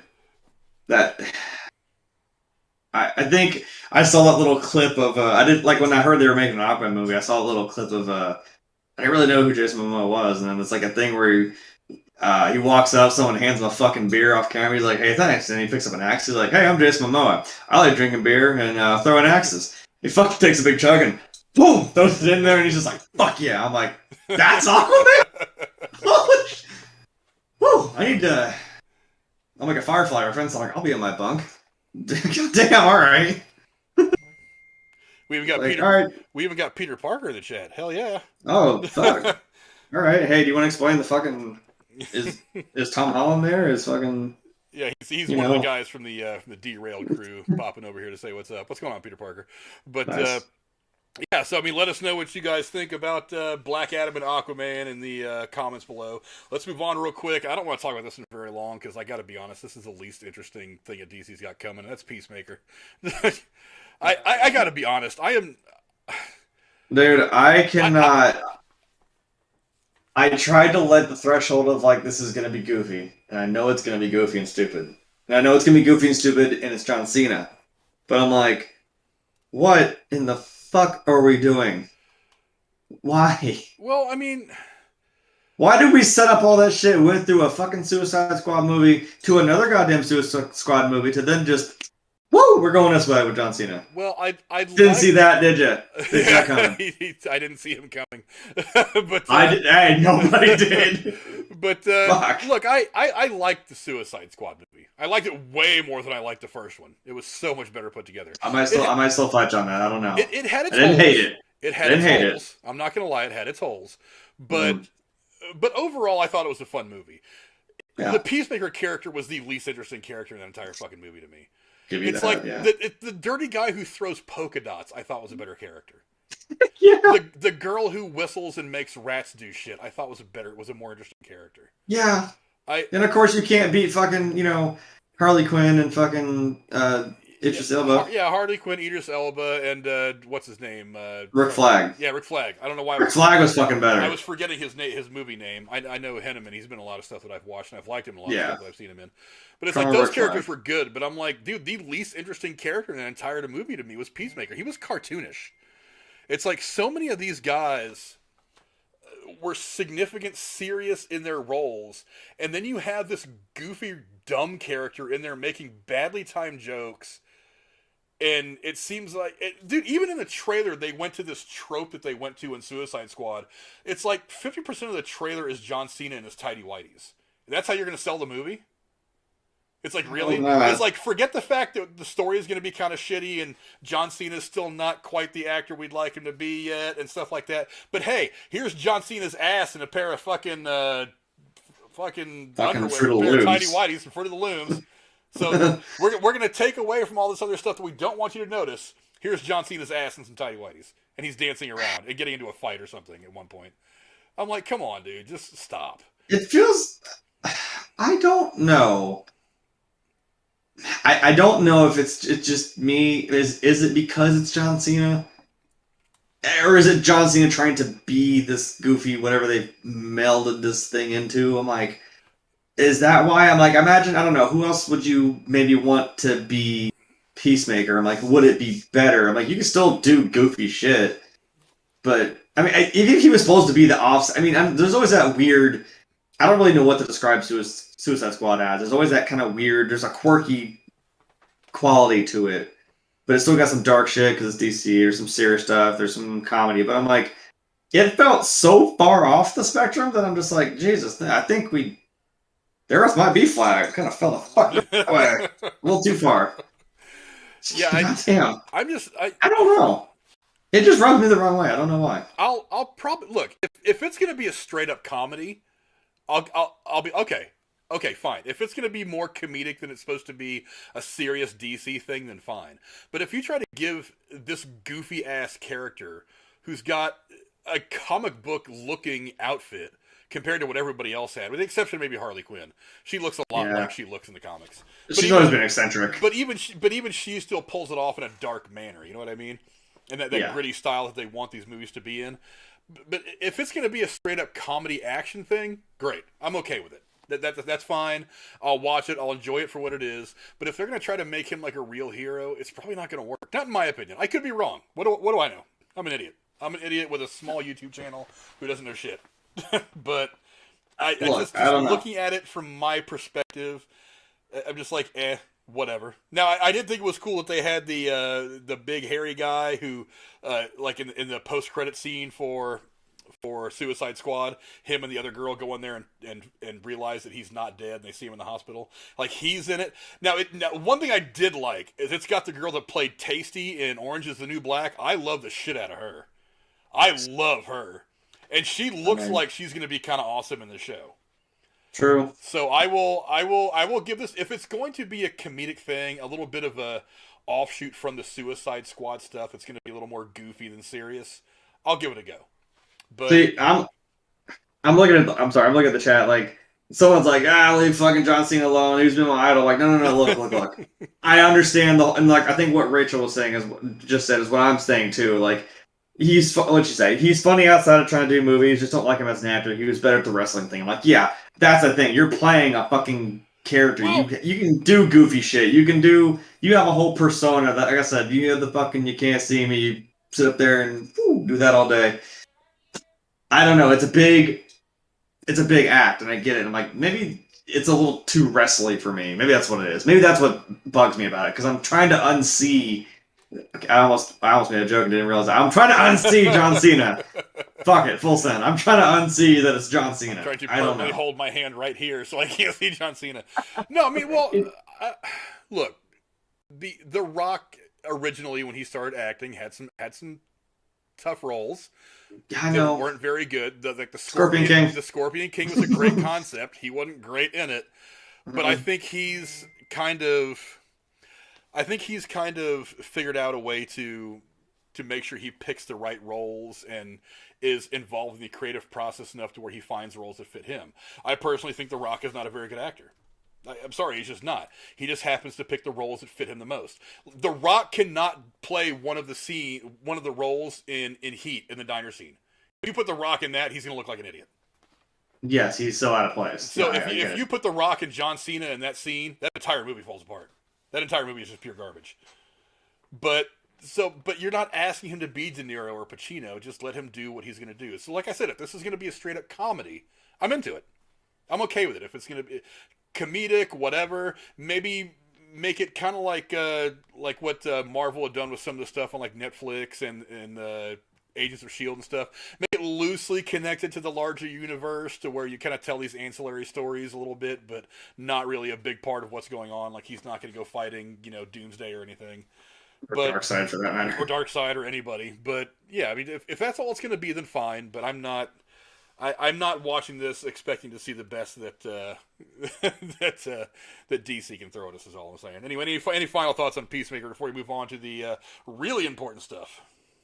I don't know. I will hold my breath on this, but like, I'm not saying I won't give it a shot. Like, I'm curious to where this is going because I'm like, I don't know if we're going to branch off on other people in the Suicide Squad or like why we're just specifically doing him.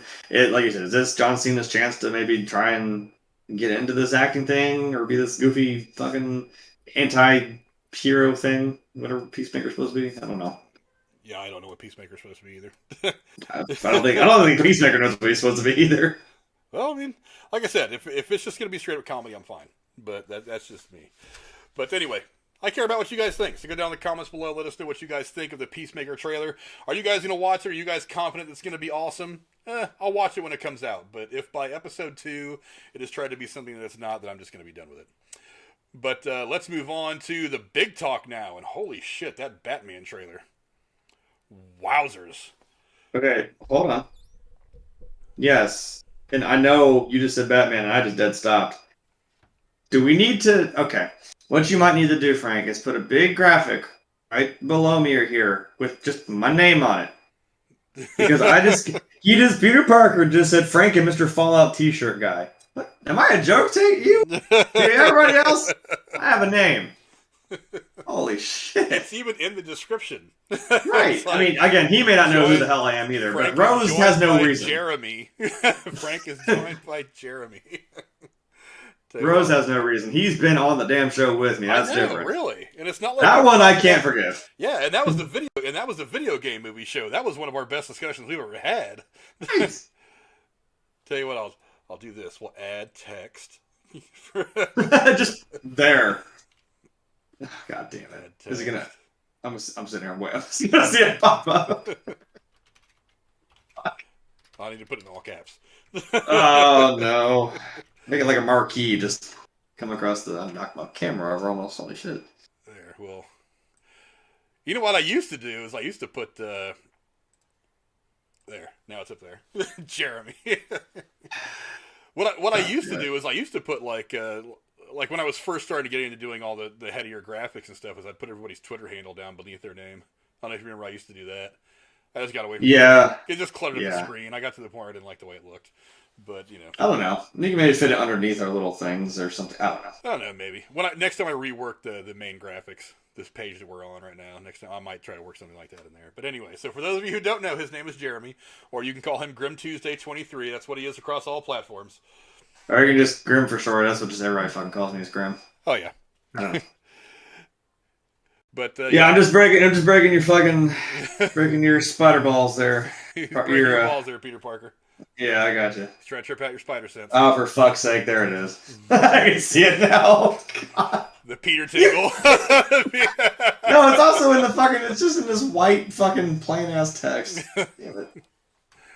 Oh, any fucking way. Anyway, Batman. My bread and butter. Holy shit! I was gonna wear. See, that would have been funnier because he says the Fallout t-shirt. I was gonna wear a Batman shirt, and I completely fucking forgot. We were at like 30 seconds, and I fucked up. Anyway, now we're talking about the Batman. Oh my god! I know. I try not to get too excited because I was like, oh my god, Batman! Give me all the Batman! I want all the Batman in the fucking world. Actually, where is it? Right there. I'm up. I can maybe pull it out, but there's a signed poster right there of Kevin Conroy. Nice. Yeah.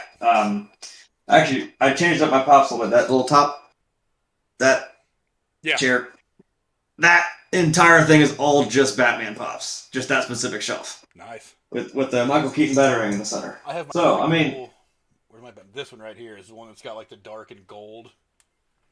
That one's got. You can't really see it on camera, but it's got like a dark and gold. I always like that Batman uniform.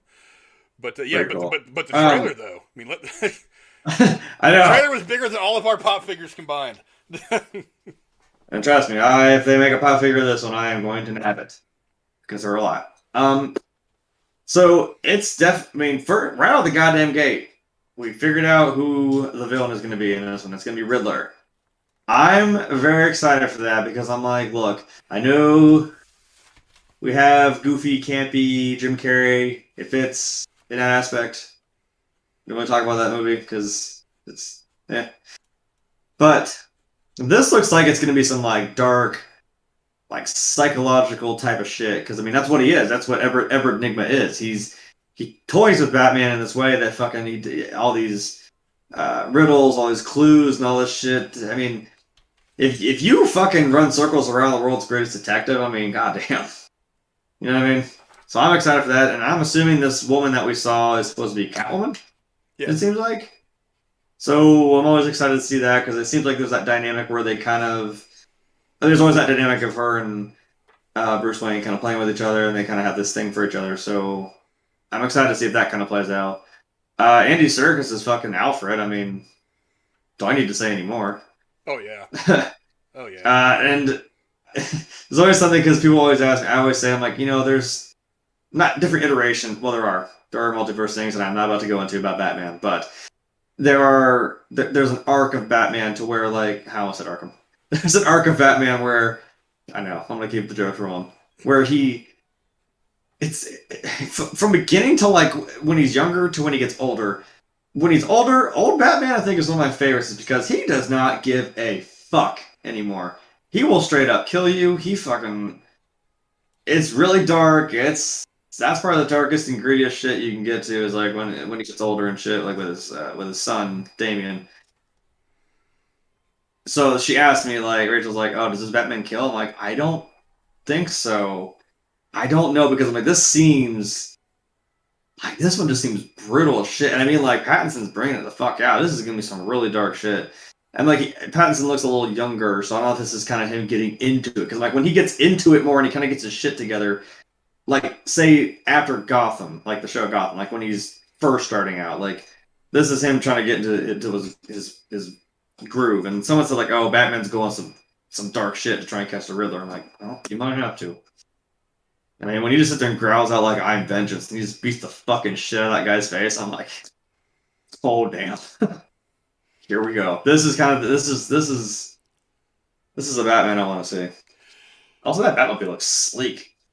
Like a little sports car almost. Kind of sweet. I do like that there is a new look for the Batmobile because they've all been kind of their own weird prototype things, and he's just kind of like cobbled together some crazy jet engine on like the chassis of a Dodge Charger or some shit that exists in real life, rather than creating this whole new space age looking thing. Well, which, I mean, those work in the context. Like with the Christian Bale, it was like this, like you said, it was a prototype like military vehicle. That's kind of what it was. Like it was all this decommissioned or like R&D stuff. Yeah, it was this R&D shit. They're like, here. It was a fucking tank. It was a 4-wheel tank. Yeah, but I mean, it's Batman. You're gonna have some. His fucking Batmobile is like it's like James Bond's car. It's got some wild shit on it. And it's meant to do whatever in the fucking moment it needs to do. I mean, I don't know. If you want to jump across rooftops, I don't give a shit. But this, I think, to me, seems like a weird homage to. Now, look, you can go back to the 40s. It was just it was just a car. It's just a fucking normal car. It's so weird. I mean, like, what were they gonna do? It's kind of goofy. I mean, he kind of had just a normal car in the comics. But then, like, the one they used for the 60s Batman with Adam West, I mean, that's what it was. It was like was it like a Plymouth or something they used as like the body of it, like the chassis, and they kind of built this thing around it. And this car kind of seems, if you kind of compare them side by side, they kind of almost seem like a similar vibe, like with that '60s Adam West Batmobile as compared to this one. It seems like you said, like you strapped a fucking rocket on the back of a sports car and just said, "We're going." Yeah, one of the things that jumped out at me is like the Penguin. I want to go to what Sith Negan said real quick. He said the Batman trailer, Paul Dano is the Riddler. I really like the fact that they have not shown his face yet. I like. It's not like I don't know what that. Paul Dano looks like. I mean, he's an Oscar level actor. But the fact that they haven't shown his face as the character yet, I think adds a lot of mystery to the villain, which I think is really, really cool, especially in the Batman world. Colin Farrell is the Penguin. It looks fantastic. Dude, Colin Farrell, you can't even recognize him. If I hadn't have already known that he had been cast to play the Penguin, and I saw him in this trailer, I'd have been like, who the fuck is this fat guy? Right. I was like, you cannot recognize him at all. And there's you see it in there. If someone told you, I was like, oh fuck, I see it. What the shit? Like, there's people putting reaction videos on YouTube right now of like showing their friends the trailer and then asking their friends, do you know who's playing the Penguin? And they're like, no, who the fuck is that guy? He looks like this other actor. He looks like he's some 50-something-year-old actor. He goes, dude, that's totally Colin Farrell. And they're like, no. Have you seen that? Speaking of that, have you seen the trailer for that movie House of Gucci? Yes. I did not fucking know that was Jared Leto. Yeah. You know what I mean? I was like, holy fucking I'm all over shit, that dude. movie. I think that movie is going to be a Best Picture nominee. Dude, weirdly, I know you think me. No, I actually want to see that. I'm like, that actually looks interesting to me. Oh yeah, that's one of the ones that's on the list over the course of the next month or so that we're going to review because I really do think that's going to be an Oscar contending movie, and I think and I think the reason they moved it to when they moved it to because I think it was supposed to come out. I think it was supposed to be one of the movies that came out when they were first starting to come out from under the pandemic and the theaters were supposed to open up. I think they looked at it and they were like, no, we've got an Oscar contender here. We're going to put it in Oscar season. And dude, the cast alone for that movie is just stacked. I mean, it is fully fucking loaded. Well, like I'm saying, when they said Jared Leto and they showed a little quick scene of him and he's going like, and I'm like, whoa. I mean, bravo. I mean, if you body morph like that, especially to get into a role. Damn. I mean, I know it's probably some makeup and some other bullshit they did, but like, whoa. Oh, yeah. Even Jeremy Irons kind of doesn't even look like himself in that movie. I was like, damn, that's weird. All right. What's up, TSS in the chat? He just popped in. But to go back to what Sith Negan was saying, he says, the Penguin, Colin Farrell, Riddler look fantastic, but the jury's still out on Robert Pattinson as Batman and Zoe Kravitz as Catwoman. For one, I like Zoe Kravitz. I think she's really great. I love Zoe Kravitz. Go watch some of her other stuff. She is really, really good. She's really super talented. As far as Patton is concerned, and this is something that I put on, that I commented on a video that Nightwatch had done over on his channel, the Nightwatch Zone. Think of it this way. You have Christopher Nolan, who made the 3 Batman films that are arguably the best Batman films made. Or that is arguably the best incarnation of Batman. Say what you want about the individual films. The third one was kind of whatever. But say what you want about the individual films. That iteration of Batman is widely considered to be the best incarnation of the Caped Crusader ever. Yeah. Like, better than anything. Even, I mean, I like Ben Affleck's, but I haven't seen it. But I am probably not going to get enough of his for his to overtake Christian Bale and Christopher Nolan's version. So Christopher Nolan liked Robert Pattinson enough to cast him in the movie Tenet. He believed in his acting ability enough to where he said, you know what? I want this guy to be in this movie. Now, even though I love him in that movie, and even though Tenet had some problems with the box office, look, Tenet got fucked by the pandemic. If there was any movie that got screwed by the pandemic coming when it did, it was Tenet. Like, if that movie could have opened to a non-pandemic thing, it would have been a typical Nolan movie. It would have made $750 or $800 million. It would have people would have loved it. But because that movie was the first big movie to come out after the theaters reopened, it just didn't get a lot of love. And it's unfortunate because I love it. It's a weird movie. It's an Inception-like movie. You know how Nolan likes to go very, very deep into some shit. But it's a very good movie. If Christopher Nolan, the guy who put together that incarnation of Batman, what many people think is the best incarnation of Batman, likes him enough to cast him in one of his big movies, then I think that kind of ipso facto that he is talented enough to play Batman. And if you think I'm wrong, go watch The Lighthouse. That movie he did with Willem Dafoe. Dude, that movie is amazing. I had to pee for the last 45 minutes of that movie, but I didn't want to pause it. I didn't want to stop watching the movie. I was so wrapped up in it, and they are so good together. I mean, Willem Dafoe, a goat. I mean, he's a Hall of Famer. Mm-hmm. And then you've got Robert Pattinson, who I've liked Robert Pattinson since he was Cedric Diggory in Harry Potter. Yes, I liked him. I liked him in Harry Potter when he was Cedric Diggory. I thought he was one of the most important characters in that film because when he died, that's a big turning point. That's when the entire tone of that franchise changes. The color palettes, everything changed from that point on. But yeah. And I think, say what you will about Twilight. I mean, I don't blame him for being a shitty franchise. He fucking hates it. So even he looks. He's with us. I don't really. Let's do. I mean, even that's the thing. Kristen Stewart's actually not a bad actress. She's pretty awesome, and I'm like, she fucking hates it too. Yeah. I feel like they all just were like, nope, that was some dumb shit. Well, so they're trying to move past it. I know they are. When you're a young actor, you want your one big break. You hope that you take some role thinking it's going to be it. And even if you don't like it all the way, when you're a young actor up and coming, you don't necessarily have a choice. You kind of take what you're given. You know what I mean? But they both parlayed that into some pretty good careers. They both have made some pretty good movies. Yeah, go watch Water for Elephants, this independent thing that Robert Pattinson did, 6-7 years ago?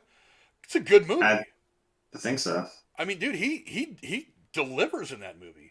It's not an action thing. It's a very dialogue-heavy, dramatic kind of thing, but he's really, really good in it. So give him a chance as Batman. I think he's going to be really, really good. Well, look, I know they're all like, I don't know about him as Batman. I'm like, yeah, let's rewind the clocks back to probably I'd say 2007 when they said, hey, you know who's going to be the Joker? Heath Ledger. And they're all like, what the fuck?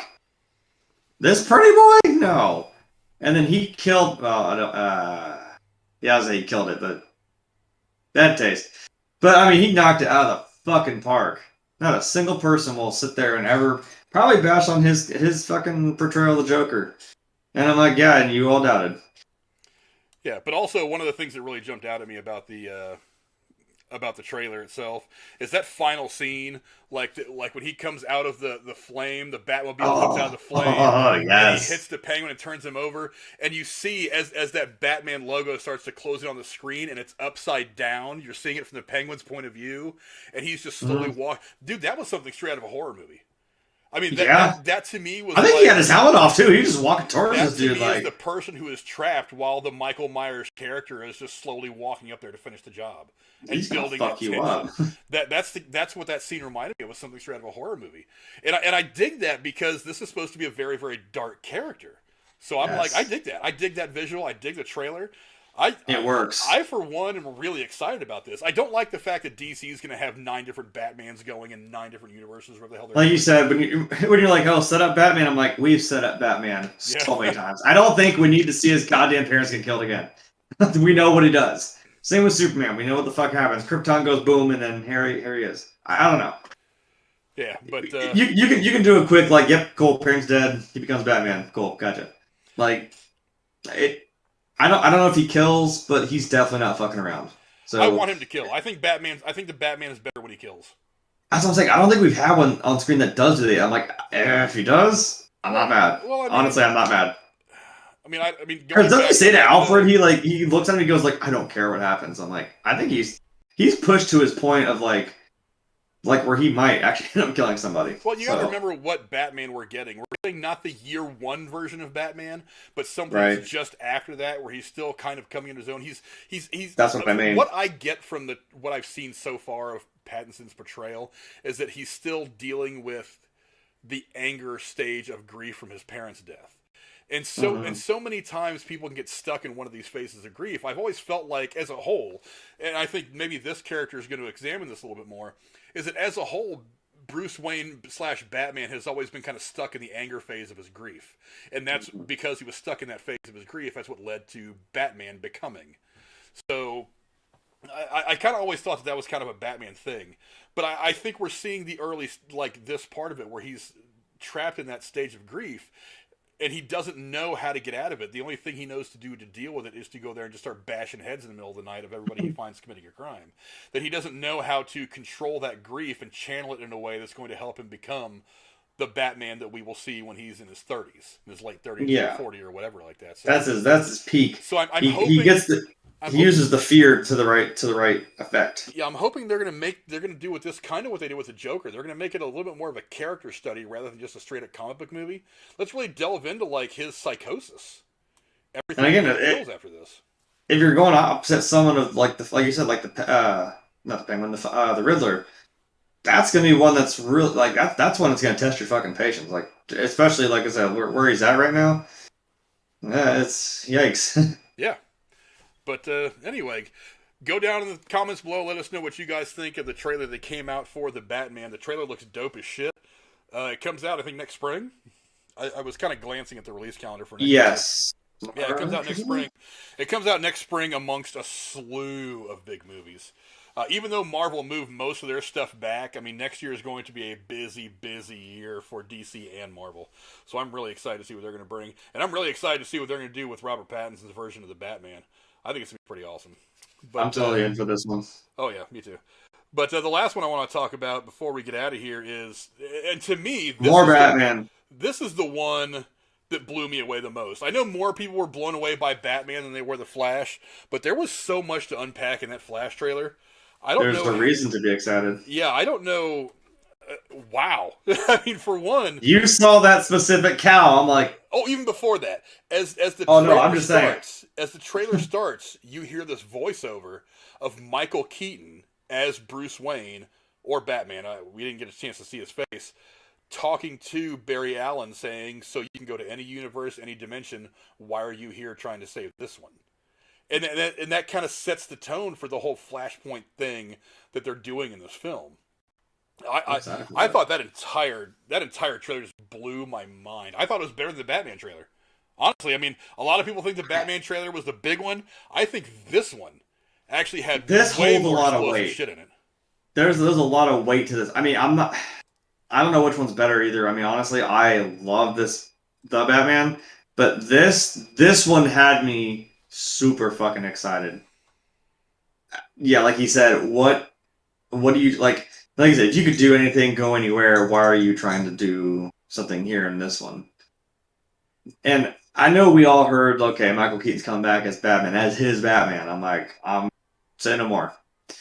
But it seems like he had, like you said, even with that now, that seems like he has a bigger role in this. It's not just like here he is, there he goes. Or it may just be like a little small thing or scene, cameo, whatever. This seems like it's got some more shit to it. 'Cause I thought I saw on the ground, it looked like that cow, like that solid rubber cow, like from the '89 Batman. Yeah. And then, like I said, that when I saw that scene, there's Barry Allen standing there, and I was like, wait, he's in a cave. He's in a cave. He's in a cave. Where is he at? And then I'm like, oh my god, when you see that pan out and the big ass stupid ears, I'm like, oh, that's Michael Keaton. I was so excited. Oh yeah. And you know goddamn well what was under that sheet. I'm like, that looks just like his Batmobile. Oh, that was the biggest cock tease. I know, like, it looks, come on, you know what it is. As soon as he rips it, I'm like, you're not going to show it. And he goes, holy shit. I'm like, yeah, that's it. Oh, God. As soon as that part of the scene pops up, I'm like, oh, am I going to see it again? Because it's like, I can go back and watch the Burton versions of Batman and see it, but I'm like, oh, to see it right now in all its glory, knowing that it's coming to me in another movie, would have been fantastic. But I just want to see that thing rip off and just fucking slow motion, just see his because that I think is my favorite Batmobile. I don't know why. Just Keaton's Batmobile is one of my absolute favorites. It's definitely up there. It's a classic. I don't know. I love that car. Yeah, the ones from the Schumacher Batmans from like the stuff. Oh, the 90s. Yeah, the 90s stuff. That thing just looks so silly. It looked like it was a Matchbox car that was over-designed. No, you're actually exactly right. And I'll tell you why. I'm like, if you know why, that's exactly why. Because they had the toys done. They had the toys done. They're like, no. So they had to make the movie look like that. They already had that shit. Because, I mean, that's a big thing in the 90s. That's a big sell. Here, get these Batman toys that are all linked to this movie. And they're like, so you're going to make the car look like that, right? And they're all like, yeah, we got you, totally. Yeah, write us a letter. Fuck. you know. As I've read it, that's why Burton left the franchise. He was all ready to do a third one, had a story and a script and everything. And they said, hey, we want you to do this and this so we can sell more toys. And he was like, I don't give a shit about your toys. I want to make my movie. And then he was like, well, we can't see eye to eye on this. I'm bailing. And then Keaton was like, I don't really want to know if I want to come and do this, so I'm going to go ahead and go too. And that's what led to the Schumacher whatever debacle of Clooney and Kilmer. Yeah, that's what I'm saying. Batman and Batman Returns. Amazing. But there's one particular image that really jumped out at me in this. And that's this one that's on screen right now. I just see the flash. Give it a second. I know. I'm waiting. It'll pop up. What you're seeing right there, you're seeing two flashes, and the one on the right, because you're seeing, so you're seeing two different universes of Flash, and the one on the right, and for those of you who have seen the CW show, I think that's Flash's daughter. I believe so. Iris West. Because I'm trying to think, it's like, why would some girl... Because I remember, I didn't catch it when I first saw the trailer when I was watching DC Fandom. But when they dropped it on YouTube, I went back and watched it again, and I only got it... Because that image happened so fast, you only really get a chance to like focus on the two people for more than a half a second. But when I went and paused it and looked, I was like, wait a minute, that's a chick. And judging from what I can kind of see of her outfit, I think that's his daughter from the future. I think so. Which is something they did in the CW show, for those of you who watched the Flash CW show. But I was going to say, he does show up in that, right? Which is kind of hilarious that he's in that show as well. So there is a connective tissue between these and that. There is a rumor floating around that Grant Gustin is in this movie in some way. I mean... Now, I personally don't think it's true. I don't think it's true. But, if you're already seeing... the Flash in the left, which is the Flash from whatever universe, the Flash in the center, which is the Flash that I think we've already had in this universe, and his daughter, who I assume that's his daughter. I don't know for sure. But yeah, my buddy who's really into the Flash, I think when we paused it, he's like, I think that's supposed to be his daughter. He's like, there's this guy, he's like, there's that. I think there was another Flash, I don't know, maybe it wasn't Reverse Flash. He said there might have been, there was supposed to be someone else, but like he said, I don't think they're in this one. But then you got him, and then you got the guy from the CW, who, because they did cross paths once. I'm like, yeah, you're right. Yeah, and that's what has a lot of people wondering, because a lot of people asked, why would you have Ezra Miller's Flash show up on the Flash TV show if something like this wasn't going to happen? And it's like, well, for one, I mean, at the time, whatever plans they had at the time have probably been squashed. I mean, because at the time they were still just coming out with, I think, Justice League or something like that. It was still very early on. Everything has been switched around since then. Pandemic, all the leadership changes at Warner Brothers, the creative changes. I mean, the Flash itself has been through 27 directors and all kinds of shit like that. So, I mean, a lot's changed since then. But I'm not saying it's going to happen, but I'm saying that it's a possibility that Grant Gustin shows up in this damn movie. And if that happens, I will be happy as hell, because I've loved Grant Gustin's incarnation of the Flash. I'm about a season and a half behind because I haven't been watching TV lately. So I have to go back on Netflix one of these days, and just because I only got about 3 or 4 episodes into the last season of Arrow. I'm way behind on the CW stuff. But I do like the Flash TV show. I like Grant Gustin, and if he shows up in this, I think this movie could be badass. Another thing that I want to point out is, what do you not see in this trailer? Ben Affleck's version of Batman. We know he's in it too. Yeah. So they haven't given us what Ben Affleck's role is going to be in all this. So I'm waiting for that one moment where it's like Ben Affleck walks into frame this way and Michael Keaton walks into frame this way, and then face to face we have 2 Batmans from different universes. Yeah. How badass will that visual be? Yeah. And then you just have Christian Bale just come by like, hello. Honestly, I don't want Christian Bale. I'm okay with that. It would have been cool, but all honesty, I'm okay with no Christian Bale in this. I know. I'm just saying. He didn't want his Batman to be a part of a larger thing. Fuck him. Do your own thing. I'm happy with the 3 movies he gave us. They're good movies. Third one, again, kind of squiffy. But, I mean, I'm happy with his incarnation of it. I think it's awesome. But yeah, I'm okay with no Christian Bale. And then, of course, it ends with this guy walking into frame. And oh my god, I wanted to see that big yellow bat symbol on the front, on the chest plate of the cowl, and see his eyes, see Michael Keaton's eyes looking through it at the camera. Just give me that one visual. I know it's coming. I know we're gonna get it, but I just want to see it. But maybe it's being saved because you want to feel that shit in the theater, and we're all gonna lose our goddamn mind. And that's fine. That's fine. I don't want. Honestly, I don't want a trailer. I want to be in the movie, and I want to see that big, beautiful yellow bat symbol on the rubber suit.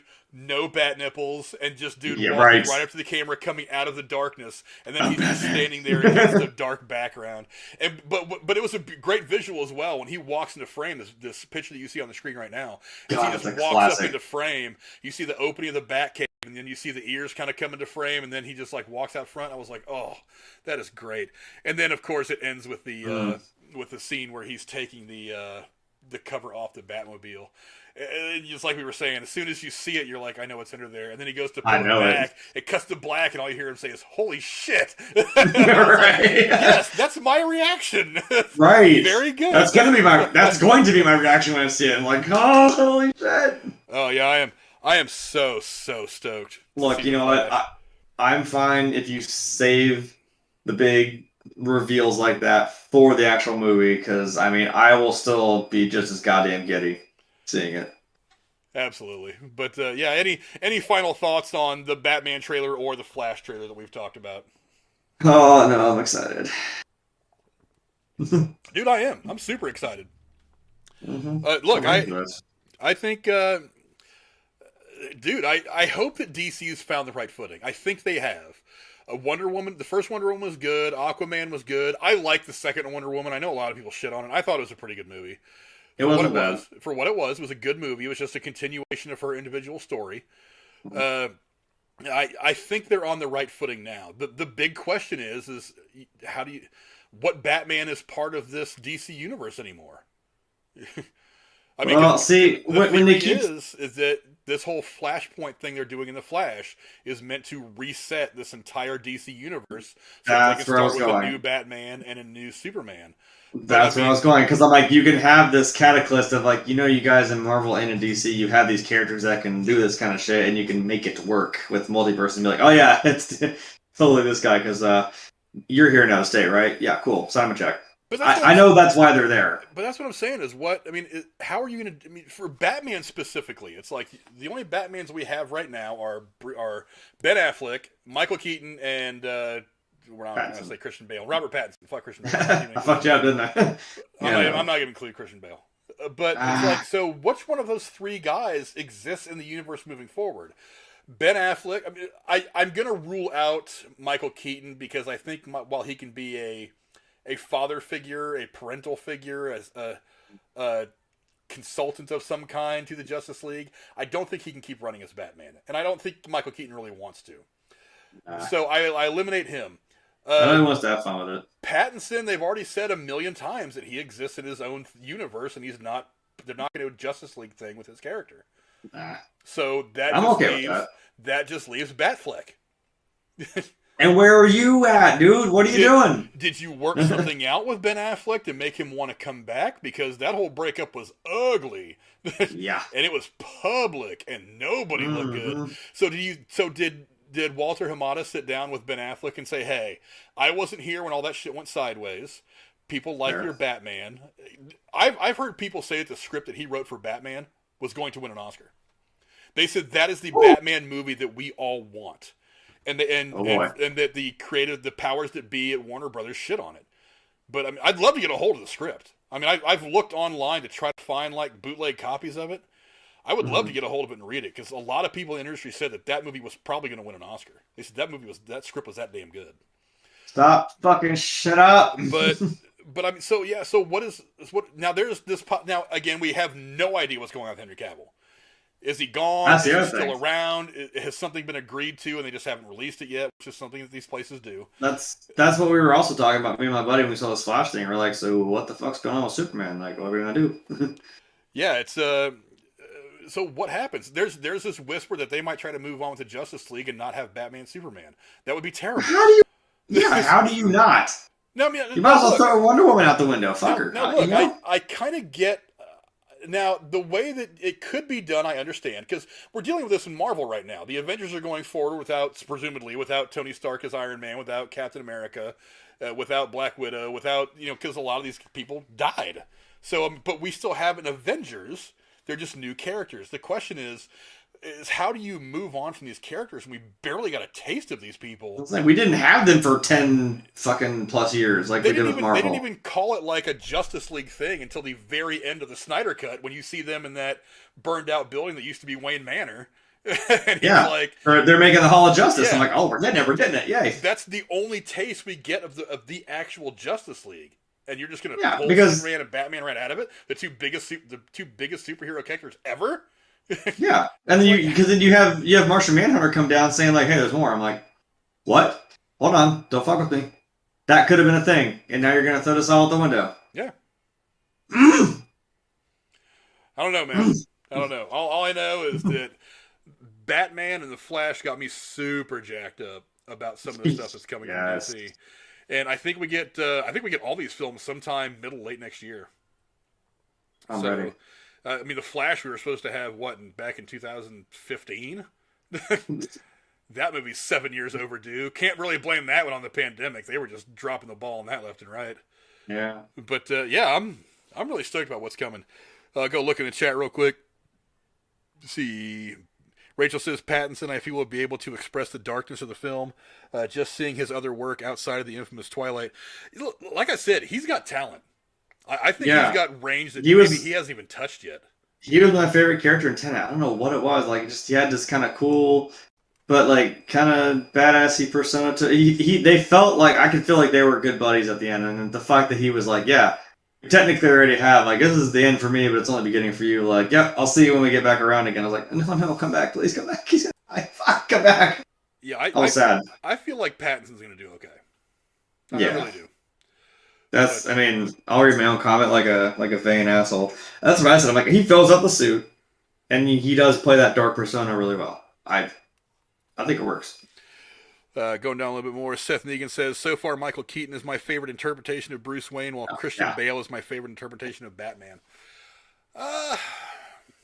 No, I can see Christian Bale does a really good job of being like that kind of Tony Starkish, like playboy kind of thing. Yeah. He's not a bad Batman, but I mean, he does feel that. You put him in the tux, and you could, I'm trying to also separate him from fucking Patrick Bateman. I'm like, yeah, he's gonna swing an axe at somebody, but like, hey, you know what I mean? Throw a batarang. Right? Yeah. Yeah. Well, Jared Leto wasn't in that movie. And he did put an axe to his face, so Batman killed the Joker at some point. I've never actually tried to break it up between who is my favorite Bruce Wayne and who's my favorite Batman.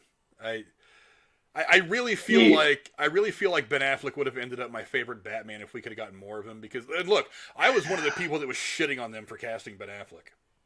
I was on Twitter, like, blowing up that Twitter handle, better Batman than Affleck, and just suggesting names. I was like, I'm not gonna lie, Ricky Rooney, better Batman than Affleck. I was just throwing out bullshit names.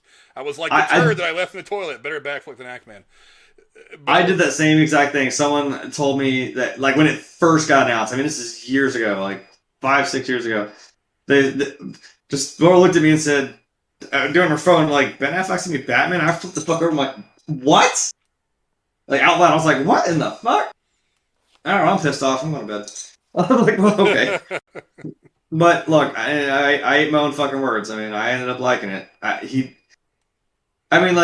Something I was going to compare to this fucking one with Pattinson, I'm like, can we just, are we not talking about how badass it is? He just stands here and gets fucking shot and does not give a single fuck and then just beats your ass into submission. I'm like, oh, yeah. Jesus Christ. And that was he just stands there and just takes it. I'm like, what? That was an awesome scene in that trailer, too. It's like the only lighting in that scene was the muzzle flashes. Yeah. And you just see the bullets bouncing off him and he's just wrecking shop in that dark hallway. Right. I'm like, this is a Batman I want. That's the Batman I like. But, yeah, I've never broken it up like that. I mean, I don't know. I would have to put some thought into it. I've never tried to divide them up like that. The only thing I tried to defend was Clooney because it's a bad fucking movie. I'm like, you know what? It's Clooney. He's a pretty boy. He plays Bruce Wayne really well. He could be a little suave, smooth-talking, billionaire, playboy, philanthropist, whatever. He's not a great Batman. Kilmer, he's a little more chiseled out in that movie. He kind of plays a better Batman. Finding the balance is weird. I don't know. I think overall I like Keaton doing both. I know Bale kind of separate, and I get that he separates both because they are separate characters in their own right. But even though they are in one person, Yeah, he's like, there's Bruce Wayne, but then there's being Batman. I'm like, I like that idea. Let's see, where else was I at? TSS says, "Are you going to do a Dune review next week, Frank?" Abso-freaking-lutely. It opens tomorrow, actually. I don't think I'm going to be able to go see it tomorrow. I may have to wait till sometime early next week to go see it. So keep an eye out sometime early next week for my quick out of the theater review of Dune. It's on HBO Max. The first Dune from 1980. 80, 80 or 81? 80 or 81. It was early. Yeah, it was early 80s. You're right. Yeah. That's on there, and I actually wanted to watch it the other night when I got home from work, but by the time I actually sat down, it was already like 1:45, and I was like, I don't want to stay up till 5 in the morning watching this movie, so I'm gonna go ahead and save it for another time. I might rewatch the old one at least. Yeah, I'll watch the old one. I want to go watch the old one before I go watch the new one, just for like comparative sake. Because I saw I have not seen the original Dune movie since probably like the mid '80s when I was like 10 or 11, when I was really into all that fantasy shit when I was a kid. But so I want to go back and watch it. I want to have a fresh take on that, and I may even do like a quick review of that, just like a quick short thing, before in the lead up to the new movie. But yeah, the new movie looks pretty interesting. It's done really, really well internationally. The one thing I'll say about that movie is I know it's going to be available on HBO Max. If you're interested in seeing it and you can hear my voice, go see it in the theaters, because that movie has been completely fucked by Warner Brothers. I mean, that movie it's like I said, it's doing good internationally. It opened internationally, I think, like 2 weeks ago or some shit like that. But it's just opening here in the States tomorrow. And because it's going to be dropping on HBO Max at the same time, they're going to kind of neuter the box office of that. If you want to go see it, please go catch a matinee for like $6 or $7 at your local theater and go see it there. Help it out in the box office. Try to undo the way that they have kind of screwed the creators of this movie. Now I know that I give away the movie tickets because I want to support the box office and not the movie producers, but I do want to help acknowledge the work they put behind the creativity of the film. Because Denis Villeneuve is a guy who's made some pretty kick-ass fucking movies. His career is just taking off. And it's got tons of actors in it. You know their faces. Momoa, Batista, just all these people. Chalamet, Oscar Isaac. Yeah, Zendaya. It's so stacked with people who have been a part of some huge movies. So go support the creativity by going and see it in theaters. Now, I'm not saying you can't watch it on HBO Max. If you want to, go ahead and watch it. I'm probably going to watch it on HBO Max too at some point. But I mean, try to go support it financially by dropping a few bucks on the theater and help them out a little bit. I really don't think that Warner... Look, even Disney, for some of the stupid decisions they've made over the last 6 or 8 months, has finally gotten around to not releasing things day and date on Disney Plus and the theaters. They were kind of like, okay, we're learning our lesson through that. Fans don't like it. The whole thing with Scarlett Johansson. Sounds like Scarlett. Yeah, I mean, that's why. Yeah, a lot like the numbers. Someone had to put their foot in their ass, so that was her. The numbers were not looking good. I think they finally figured it out. Warner Brothers needs to figure it out too. And until they do, go support these film creators in the theater. Throw them a couple of bucks for all their hard work. Because remember, a movie like this doesn't. It's not written, shot, and edited in like 4 or 5 months. Movies like this can take 1.5 years or 2 years, like from the script writing process to final edit and CGI. And this is a CGI heavy movie. Mm-hmm. I would imagine anyway. I mean, if the trailers are any indication, there's going to be a lot of computer work done on this. It's like there's a lot of work there's a reason why the trailers are like 20 minutes long in some of these movies now. It's a lot of people that put a lot of hours into this thing. So go support them by going to the theater, dropping a few bucks if you can. I would hope that you guys do that. I'm going to go see it in theaters first, and then I'll probably watch it before we actually do the review on HBO Max that day to make sure I have a fresh eye. But yes, we're definitely going to be doing that one. So keep an eye out. TSS2 also says he will probably be like Batman in the show Batman Beyond. For some reason, WB has kind of... I don't know why they don't want to take advantage of Batman Beyond. There's so many people that want to see a story like that. And that's what I'm saying. I'm waiting for that too. And they seem to be perfectly fine with going back to the beginning of Bruce Wayne. I mean, you're going to get 27 incarnations of Batman at some point in the next 2 years.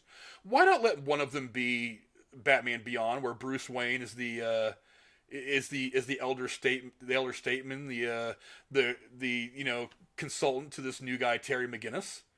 You don't have to tell the exact same story from the animated series, which is fantastic if you've never watched it, by the way. That's great Batman shit, that animated series. Yeah.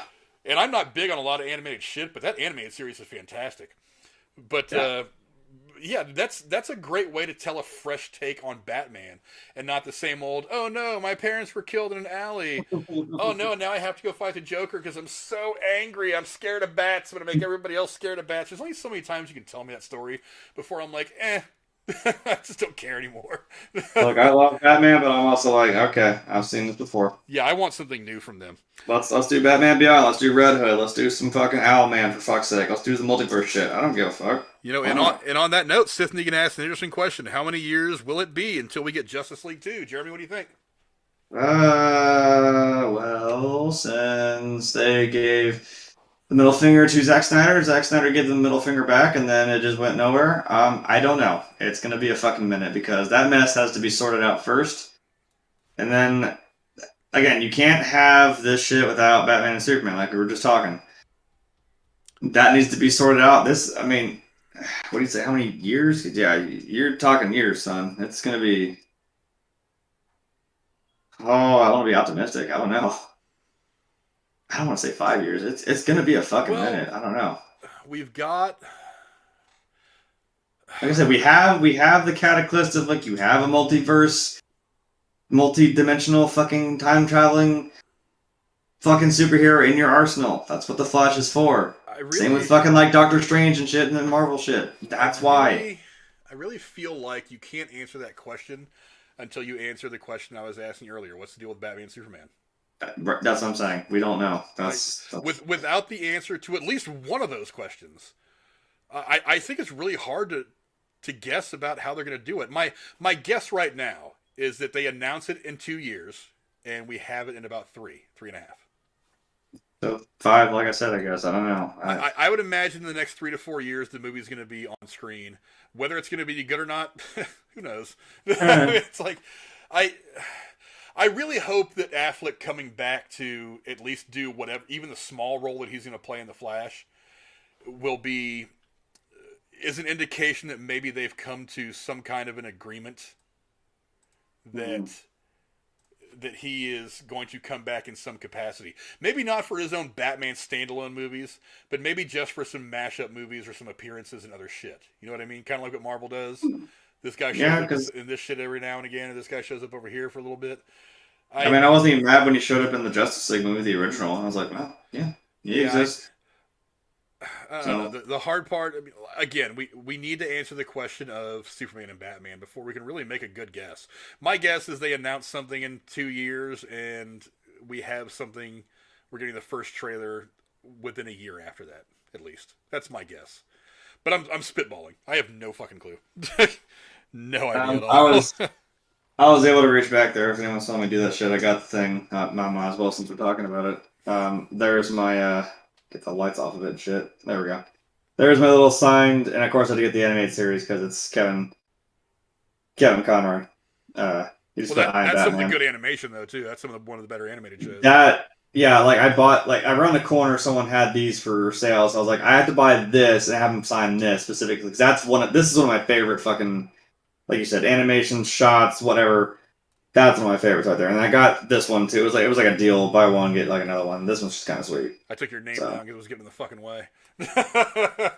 Oh, I am probably just blocking it. Fuck. No, I took it down. I took it down. Oh, goody. So I'm like, yeah, well, here you go. There's that. So it's in a thing too, as you can see. It's obviously reflecting. I could totally steal that, just paint over your name and just write Frank, and that could be mine. I would actually. I will find you. Shoot me in the face. I will take it back. I might do a little pass. With the bat harpoon, shoot you right in your eye. Right. God damn it. Yeah, that's staying back there for sure. So. Yeah, but anyway, any final thoughts on anything we've talked about tonight, Jeremy, as we get ready to wrap all this stuff up? Nope, we're not going to fit it in there. Holy trailers, DC trailers, Batman. Holy DC trailers, Batman. Yeah, some really good ones. You guys can go check all this stuff out on YouTube. They dropped all these trailers within minutes of actually releasing them on DC Fandome. So go check them out. Leave comments on their YouTube pages about what you think. Definitely leave them on ours. Let us know what you guys think. I just want to thank all of you guys for being around tonight. We've had some, JCS Footrep says Beetlejuice versus Batman. Michael Keaton versus Michael Keaton. That sounds like a good movie. We need to make that happen. Showtime. It's showtime. You know he's got to do that. At one point, yes.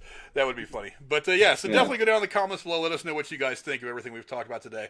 Thank you to the Real Cody and Craig Smalls and the Rose for unsubscribing and resubscribing. For joining the show, and I hope you guys like what you see and come back for a lot more. Thanks again to Sith Negan for dropping another bomb on us. He is very generous to everybody in the community. Sith is a good guy. And we will see you guys later on. Adios. See ya.